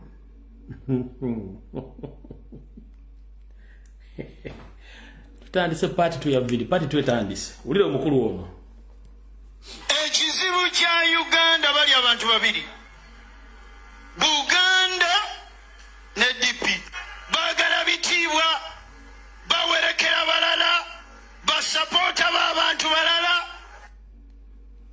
mukiwulidde ekizibu kya kikankadde mu party twetandise ekizibu kya Uganda bali abantu babiri Buganda ne DP bagala bitiibwa bawerekera balala basapota b'abantu balala.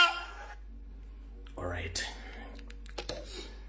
Banyaba ne basebo ndi wano bategeeza nti tewali kintu kyokolebwa mu setteeserezo w'eggwanga nga Museveni takikkiriza ku lulwengo omuntu. Mwena abaddeko nga tukola videos zino ebbanga lya myaka 5 n'ababirabe essaawa zino mukulu Ssekikubo n'abantu banne bakuŋŋaanya emikono egijjamu omukulu Mpuuga ne banne obwesige kankiito kabasanya serezo mu w'omusolo oba okubulankanya serezo mu w'omusolo ne bakuŋŋaanya emikono egina okula ekuleetebwa mu parliament. Kati baava eggulu Maama Lususu n'abula mu parliament ne yeekweka parliament n'agirekera Taibwa. Nenga Taibwa wansi wantu wana ayina ebiragiro ebimugamba togeza n'okkiriza sensa motion yonna okutebbolingibwa. Ssekikubo ne banne bagezezzaako nnyo okuquestioninga n'okusaba motion yaabwe eyitewo. Nga buli lwaba babyogera nga Taibwa atunulako wansi wano ng'asoma ngambye mpozi motion sensa teyitawo Taibwa ng'anyiga epeesa ng'abajjako. Kitegeeza order from what? From above.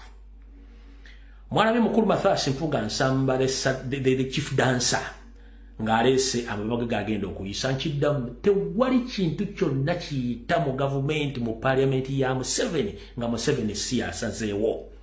Ladies and gentlemen, this message goes to all Ugandans wherever you are.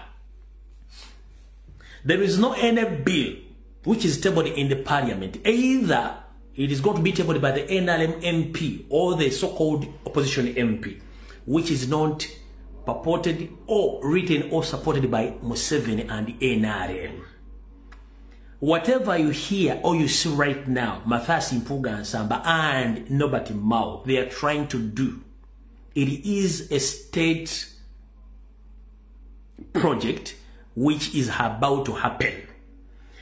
Mathias Mpuuga Nsamba is going to ask the parliament to let him ask for a leave to table or to write or to draft the following amendments. These amendments, they were drafted by Museveni himself, transferred to CMY, thereafter handed to Chiriwa Kiwanuka, from Chiriwa Kiwanuka to Mathias Mpuuga Nsamba. Whatever Mathias Mpuuga Nsamba is going to table or to present and Norbert Mao, all these Museveni's well-planned bills. Abatimanyi birowoozo Mathias Mpuuga Nsamba yagala kutta mu parliament bibino wammanga. Njoke tugende tutandise party tubibino wammanga. Mathias Mpuuga Nsamba agamba bw'ati nti bibino birowoozo byagala okuleeta bikyusibwe mu ssemateeka w'eggwanga. Agamba acquired to restore and re-entrench the presidential term limit. Nti ye mu bwongo bwe n'omutwe gwe gumuweereza nti agenda kuleeta etteeka erigamba nti bazeewo ebisanja ku kkomo ery'omufuzi. Omutwe gwe gumugamba akasooka. Akokubiri agamba the presidential candidate to have running mate who shall be the deputy president. Agamba mu tteeka lina babiri nti omuntu yenna agenda okwesimba ku bukulembeze bw'eggwanga ajja kubanga alina omuntu gw'atambula naye ku lusegere ng'ono yamumyuka era nga bwe bawangula akalulu ono yafuuka omumyuka obutereevu nga bwe kiri mu Amerika. Ye omutwe gwe bwe gumugamba. Muteregedde bulungi nnyo. Akokusatu, introducing a second tie of the parliament with 39 MPs from the original 39 districts of Uganda. The deputy president shall be, it said. Agambye nti agenda kuleetawo akawaayiro akalala akagamba nti parliament eya member parliament 39 era okuva ku 39 ku district ezimanyiddwa mu ggwanga baddizibwewo naye nga member parliament bano bagenda kuba bakulirwa akulira oba amyuka omukulembeze yagenda okuba akulira abantu abo embaata yaneti. Akawaayiro namba 4 nti reduce the size of the parliament to 292 MPs. Ndi bakendeeze ku bungi bw'abakiise mu parliament okuva ku 1556 mubadde ku 252 mutwe gwe gumugamba. Akokutano allow the ordinary voters to challenge in courts the presidential election results. Nti akawairo kaletako kutano kagenda kuwa obuyinza obukkiriza bannayuganda okugenda mu kooti z'amateeka okuwakanya ebivudde mu kulonda okwaba president bw'omuntu yenna abawangudde bo batakkirizigana nabo bagende mu kooti bwaabe nga bwe kyali kiwaddewo ddira ne bakyusa ddi ebivudde mu kulonda. Number 6. The presidential election results for each district to be declared at the district before their transmission to the National Talent Center. Nti byonna evudde mu kulonda okuba okulembeze bw'eggwanga saako n'okwo okwameba parliament okwa buli district birina okulangirirwa mu district eyo kennyini bamanyani awangudde nga tebinnaweerezebwa ku kitebe ekikulu gye balangirira eba bivudde mu kulonda okw'eggwanga lyonna. Akasembayo. Allow the prisoners and Ugandans in diaspora to vote. Mukawaira kako musanvu mbwaleta ennongosereza egamba nti ekkiriza abasibe bonna bali makomero okwettoola eggwanga lyonna saako naffe abasibe bali mu diaspora okulondera gye tuli ebweru w'eggwanga kubanga naffe tuli basibe. Nkiddamu. All Ugandans diaspora, we are prisoners but we don't know that we are prisoners. Naffe tuli basibe. Do you copy that? Bagenda kwakula batya awagira ene batajwa kati fa politiki bayinza tukizo gena kulonda ani leka nawe kale byo byagambye okuleeta ekyo nakyo mukyegidde bulungi nnyo. Kati omwami ono y'omu akabinja ke aka DP block mwakawulidde bye kayogedde bulungi nnyo naye eyo sigenda genda olw'ensonga nti byonna mbyogedde emyaka gyonna. Sagala biddingana. Naye kyengendo soko balaga mu kiri ekintu kyo mukatambi kano kengendo okuzanya. Ngenda katekamu forensics mutegeere kyembagambi. Mu byemba somesizza wali mu bintu bya colonialism ne neo-colonialism ne pan-africanism wa pan-africanist. Kati umugenda okutegerera mu ka video kano nga tugenda kakola ko forensics ere wobongo butono soko otambule mu tujja kusobolawo akantu kano kengenda okuzanya. Mwakalabe nengenda kazanya ku mugenda okutegerera byebasomesa wano nti fuante tujja kusiika binyeebwa. Wulira bulungi nnyo. Before nga sinna kazanya kankuwe preamble oba entandiko oba okubikkulirwako bige bingenda okwogera. Mu ggwanga Uganda fenna abanyigirizibwa twagala enkyukakyuka. Era omulabe waffe ali ogu yose ebitiba habula tabasula mutabani wa kale ekyensire muzizire ensanga bisibe na nyini kwa buyonjo etambula. Atali monna Uganda atalondebwangako awamba atta ajja abantu ku mataka abuzizza abantu ssente n'emirimu gyonna buli kimu n'akitundu ekyeggwagwe tulwanyisa. Naye bano bonna bagati bali mu opposition obwenyi bwabe bwonna babutadde ku Robert Kyagulanyi Ssentamu gwe balwanyisa. Naye Kyagulanyi yali mu State House Entebbe oba Kyagulanyi mu State House Nakasero. Kyagulanyi yagwa abantu ku mataka ye Governor Bank of Uganda yassa abantu yawamba abantu. Fenna our main target is Museveni kubanga yaleese ebizibu bya Uganda byonna. Naye ate bakyali bano badidde buli kimu kyonna kyonna kye bandibadde bateeka ku Museveni bakitadde ku Kyagulanyi batuse n'okugamba nti bagenda kuggyawo obufuzi bwa Kyagulanyi obubi. Wait a minute, and if I may ask, is Kyagulanyi the elected president of Uganda and is the one in the refugee camp in Entebbe or in Nakasero? No. So, how dare you say that you are going to challenge the bad leadership of Bobby Wine? Which bad leadership are you talking about? There is no political party in Uganda which has established itself to challenge Museveni. And it's Snoop and Robert Kyagulanyi Ssentamu, the only party in Uganda which has an official headquarter and genuine supporters across the world. Tell you, kati ogenda kulwana Kyagulanyi n'enfuga yembi afuze luddawa afuga luddawa. era ni gwafuga mba wapuliyambo okubikulirwa entandikwa y'ebintu bibyo video gyengenda okuzannya kuba nsooka kusunirako n'enkutangaza nga sinazannya katambi mbu bagenda kujjayo enfuga ya Kyagulanyi embi sooka obuuza omusajja omukulu omutwe guno gukuweereza nga bagulina okuweereza oba omutwe gwo gwakwegaana ekizibu kye tulina nti kasita omutwe gwo gukwegaana okweyimirira wanga nakalanga ngwire the moment you fail to cooperate with your head that means you are God. So these fellows, they are sick in the head and they lack knowledge. Although they hold degrees, minor degrees, but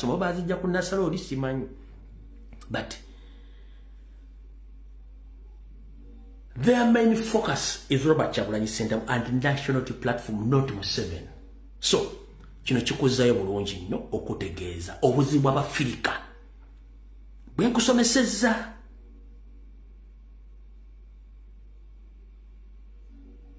What one agambye the point of correction? No, it's not a point of correction. Now wesana teka tukusomesa kubanja era kusomesa otegeere. Ekyo kyogerako bwogezi nete kiri practical. All Ugandans elected Robert Kyagulanyi Center 75%, but Museveni rigged elections and he took over power by force. So any opposition figure to attack Robert Kyagulanyi Center is a mess, and it's a mess. They're supposed to attack Museveni, not Kyagulanyi Center. Chenjagala otegere kiteke mbongo. Don't write your fake stupid comments here.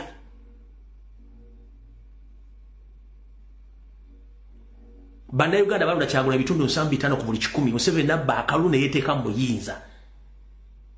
Kati go bayina okuteeka KS la ye Museveni so si Kyagulanyi.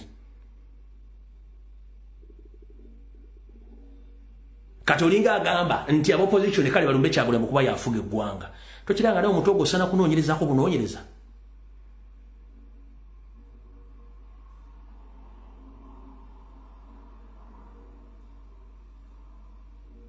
Na usawa kunoonyereza obwongo bwo bwasibubu.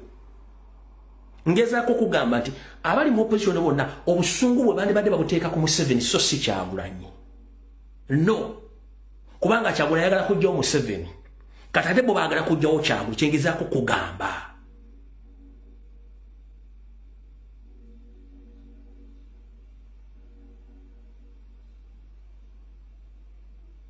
Bobo gamba nti oyagala Museveni aveeko Kyagulanyi ate olumba waaki. Emundu zitunuza Museveni nga Kyagulanyi bazitunuza Museveni. Kati gwaga nti oyagala Museveni aveeko ate bo okyuse mundu zonna zitakulwa Kyagulanyi Center. Museveni bo mulese nga ali muki? Ali mu safe zone teri amukwatako.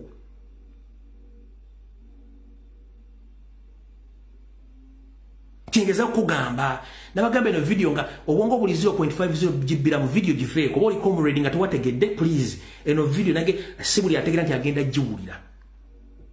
Kingeza kugamba baka video njagadde okuwa puliyabo wentandikwa ebigo nga sinazanya ka video kano tegera obwongo bw'abantu bano. Kati ngoyagala kutegera kyenkugamba okitegere bulungi nnyo kati kankuzanyire ka video okotegere kyembadde nkunyumya baba mulwawo kutegeera. Ulira akatambi kano. Bulongo esaze umafia simpuga bakwatire bendera mu kalulu k'omwaka 2026 avuganye Kyagulanyi yamugoba ku ky'omumyuka we. Asobola President Yoweri Kaguta Museveni era agenda okubawonya obukulembeze bwa Robert Kyagulanyi Center gwe baleeta ate n'abalyamu olukwe.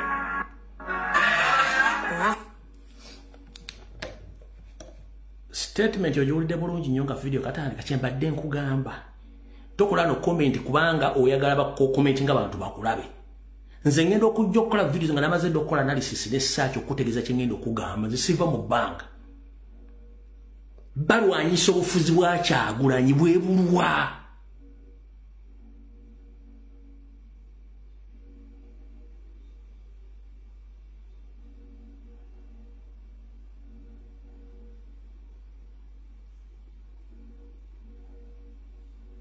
Balina kulwanyisa Museveni eyabba obuyinza bw'abanna Uganda bonna n'abweddiza.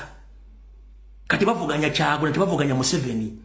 Kyengeza kugamba they are not against Museveni, they are fighting Kyagulanyi. They are not fighting Museveni, they are fighting Kyagulanyi.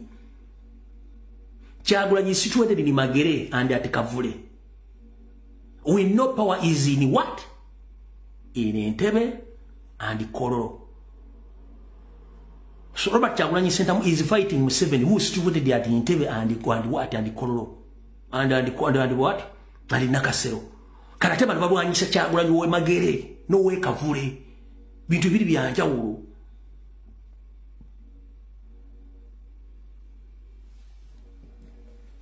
Kanga kudilemo kawulire bulungi nyo bonova kuno comment yo jagitereza. DP Buloko esazewo mafia Simpuga bakwatire bendera mu kaluko omwaka 2026 avuganye Kyagulanyi yamugoba ku ky'omumyuka we. Asobola President Yoweri Kaguta Museveni era agenda okubawonya obukulembeze bwa Robert Kyagulanyi Ssentamu bwe baleeta ate n'abalyamu olukwe. Offices za DP Block en Namirembe mu Gombola y'Erubaga mu Kampala bannakakundi ya DP Block abasigalawo nga bakulembeddwa Lubega Mukaku gye balangiriridde nti baleeta eyali omumyuka wa President w'NUP mu Buganda Mathias Mpuuga okuvuganya eri mukama we Kyagulanyi Ssentamu Robert ne President Museveni mu kalulu ka 2026. Mukifulume ekya Falawe Magere kigudde temulwawo. Mukifulume ekya Falawe Magere gwakoze comment video njagadde njikunyonyole ekigambo ku kigambo olyo kotegere comment gyokola nti lumuwandika comment nga tomanyi ebigambo byonna bayogere tebigenda wa Museveni bigenda wa Kyagulanyi ekikyamu tenjagadde otegeere.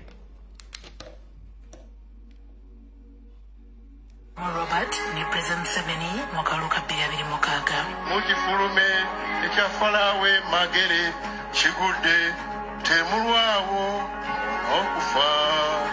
Mugagamba nti ajja kikulembera ekyo n'abadde Block bagamba bajja kikulembera naye bwe mubanga mukulembeddemu ababiri temubeeranga exclusionists abantu abasindiikiriza abalala ewaki ebweru.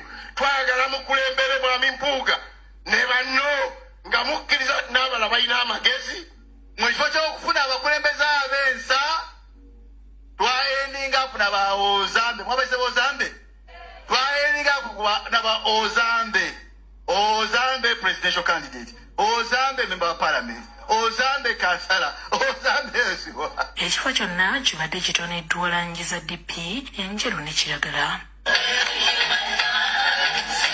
nga beenaanisa obujozi obuliko ekifaananyi kya Mpuuga n'ebigambo ebisoma nti Mpuuga my leader ekivunulwa nti Mpuuga omukulembeze wange mu lukuŋŋaana luno lwe bayise buyinza 2026 bawanjagidde omutonzi abasseeko omukono gwe ogw'ekisa batwala obuyinza.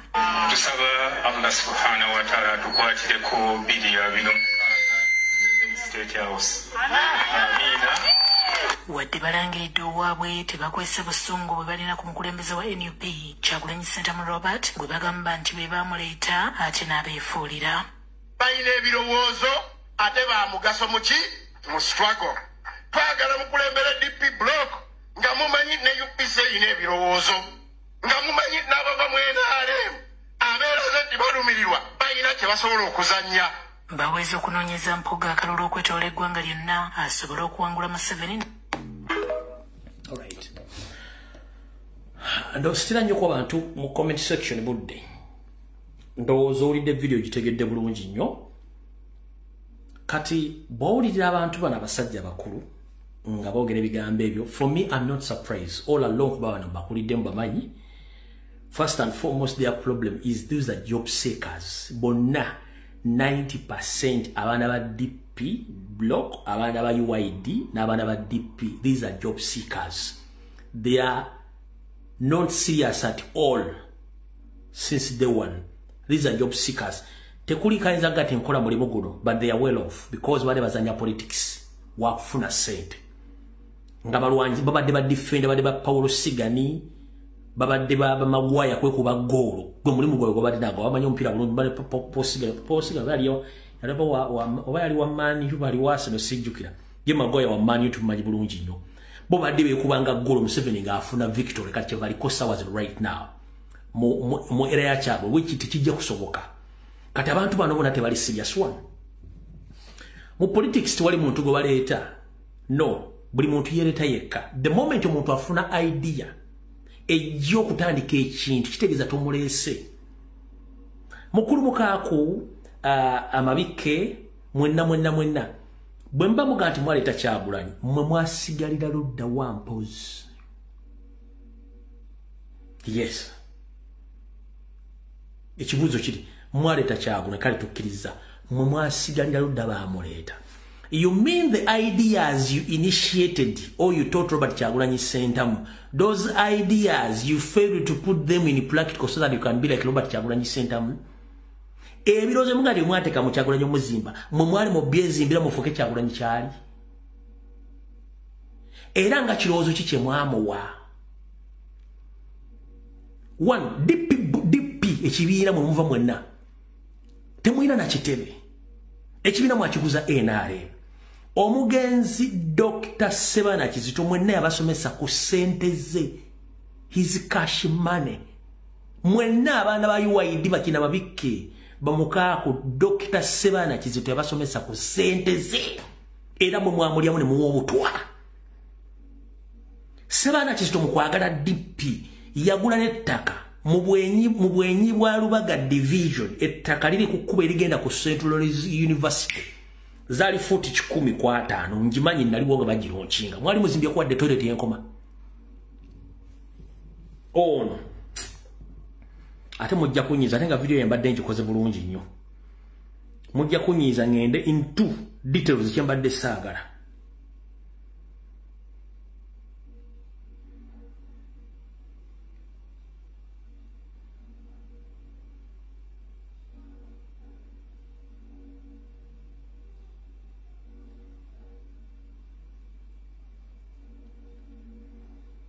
Mujja kunyiza ngende into deep kyembadde saagala.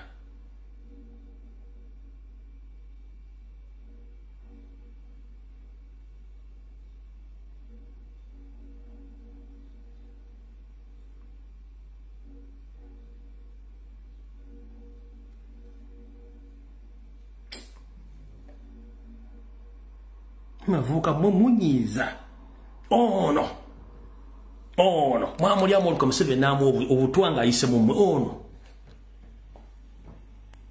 John Sebana Kizito may be well advanced in years, but he still has his pulse on the country's political developments. The 81-year-old former presidential candidate and Kampala mayor says President Museveni should hand over power at the end of his term.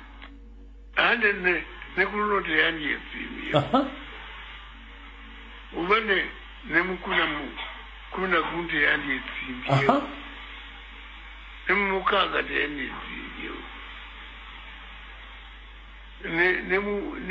nembiri kumu teyandi etsimbyo kwikaba wewa enteno erimu abantu bangi awene ebisaanyizo Sebana was a strong critic of President Museveni's government in his heyday. The passage of time hasn't changed him much. He expressed pessimism about the achievement of President Museveni's plan of turning Uganda into a middle-income country in the next 5 years. President, was the target. Ya grunyo. Umulungwa nukola. Munene nnyo okufuula Uganda middle income country kubanga tetulina. The seasoned politician who was twice elected as mayor of Kampala offered some advice for the current leaders at City Hall. Balwe kubanga bwe bagamba nti enjovu ebbiri bwe zirwana bwebukwatibwako baleme kukikola ekyo naye bonna bagambe nti wangi kiki kyetukola ekiyinza okutwala ensi mu maaso naddala ekibuga. Bwe mpulira ebintu bino abasajja baasomesa abavubuka ku ssente zaabwe ne bakola buli kimu okujjako Museveni bano nga bamagwaya abakuba golo ba Paul Siga ne bekuba golo bano kati ofa kyovula abaga nti ebisajja bino okufaano ku Uganda okutere ebisajja bina byafuze bino okufaano bino okufa biveewo bibyavira musajja besebana okufa bakafumbe mukasa banna santege sebagala balina ebizibu byabwe banavuka mwe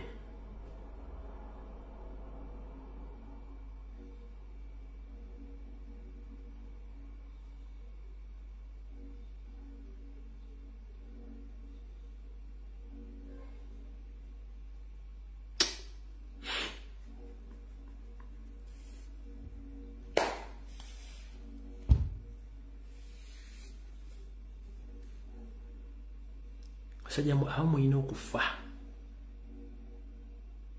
kubanga ne betu nabavuma era mujja sigala nga temugenda tereza muri basiru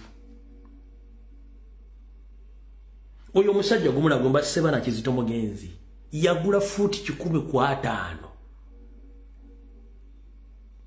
opposite ne Rubaga division kukabaka njagala ku kikube kidda ku Central University nga bagenda okuzimba DP headquarters ku senteze ezembata zante zizimbanga wadde toilet bavu mu musajja kyagulanyi mu myaka 3 n'ekitundu akoze buli kyale mbibine myaka nkaaga gomumanyira mulese mu 7 eya abyaka lwe myaka 40 na Uganda emyaka 10 emyaka nkaaga atutte buli kimba kizimbye Rwanda nga nfundikira video kano mukasalemu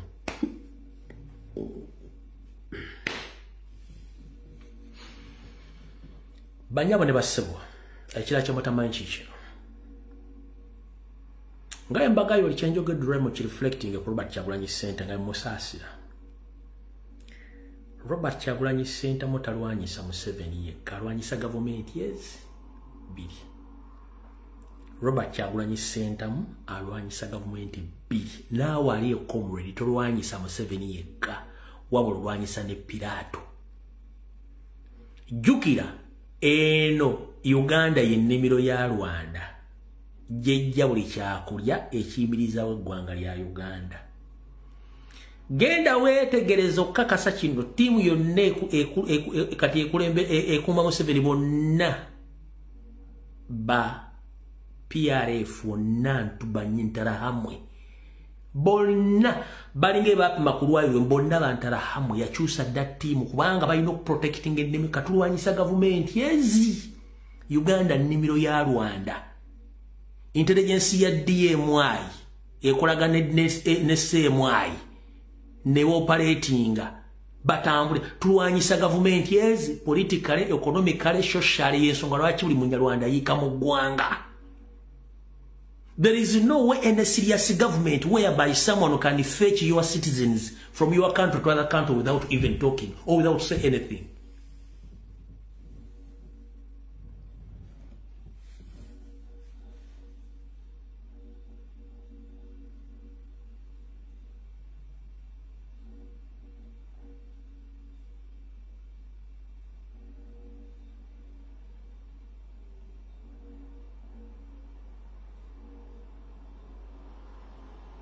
Tewali wosobola ku bile bintu byotoga mu bulya bulungi mbitegeere bwe mutabitegeera fe kitu ekitajja kutuluma mwaibo yogere kintu ekikuva ku mutima tolumwa nyonge ekintu ekikusigade ku mutima era bwe yogere ekikuli ku mutima mutima atirisi gugutowolokokako bwe tubaga ebintu bino mbitegeere bw'oba tobitegedde ekinakutukako ng'obudde bugenze kijja kukuluma nnyo ng'ate fe tekikyatuluma kuba tukijje ku mutima.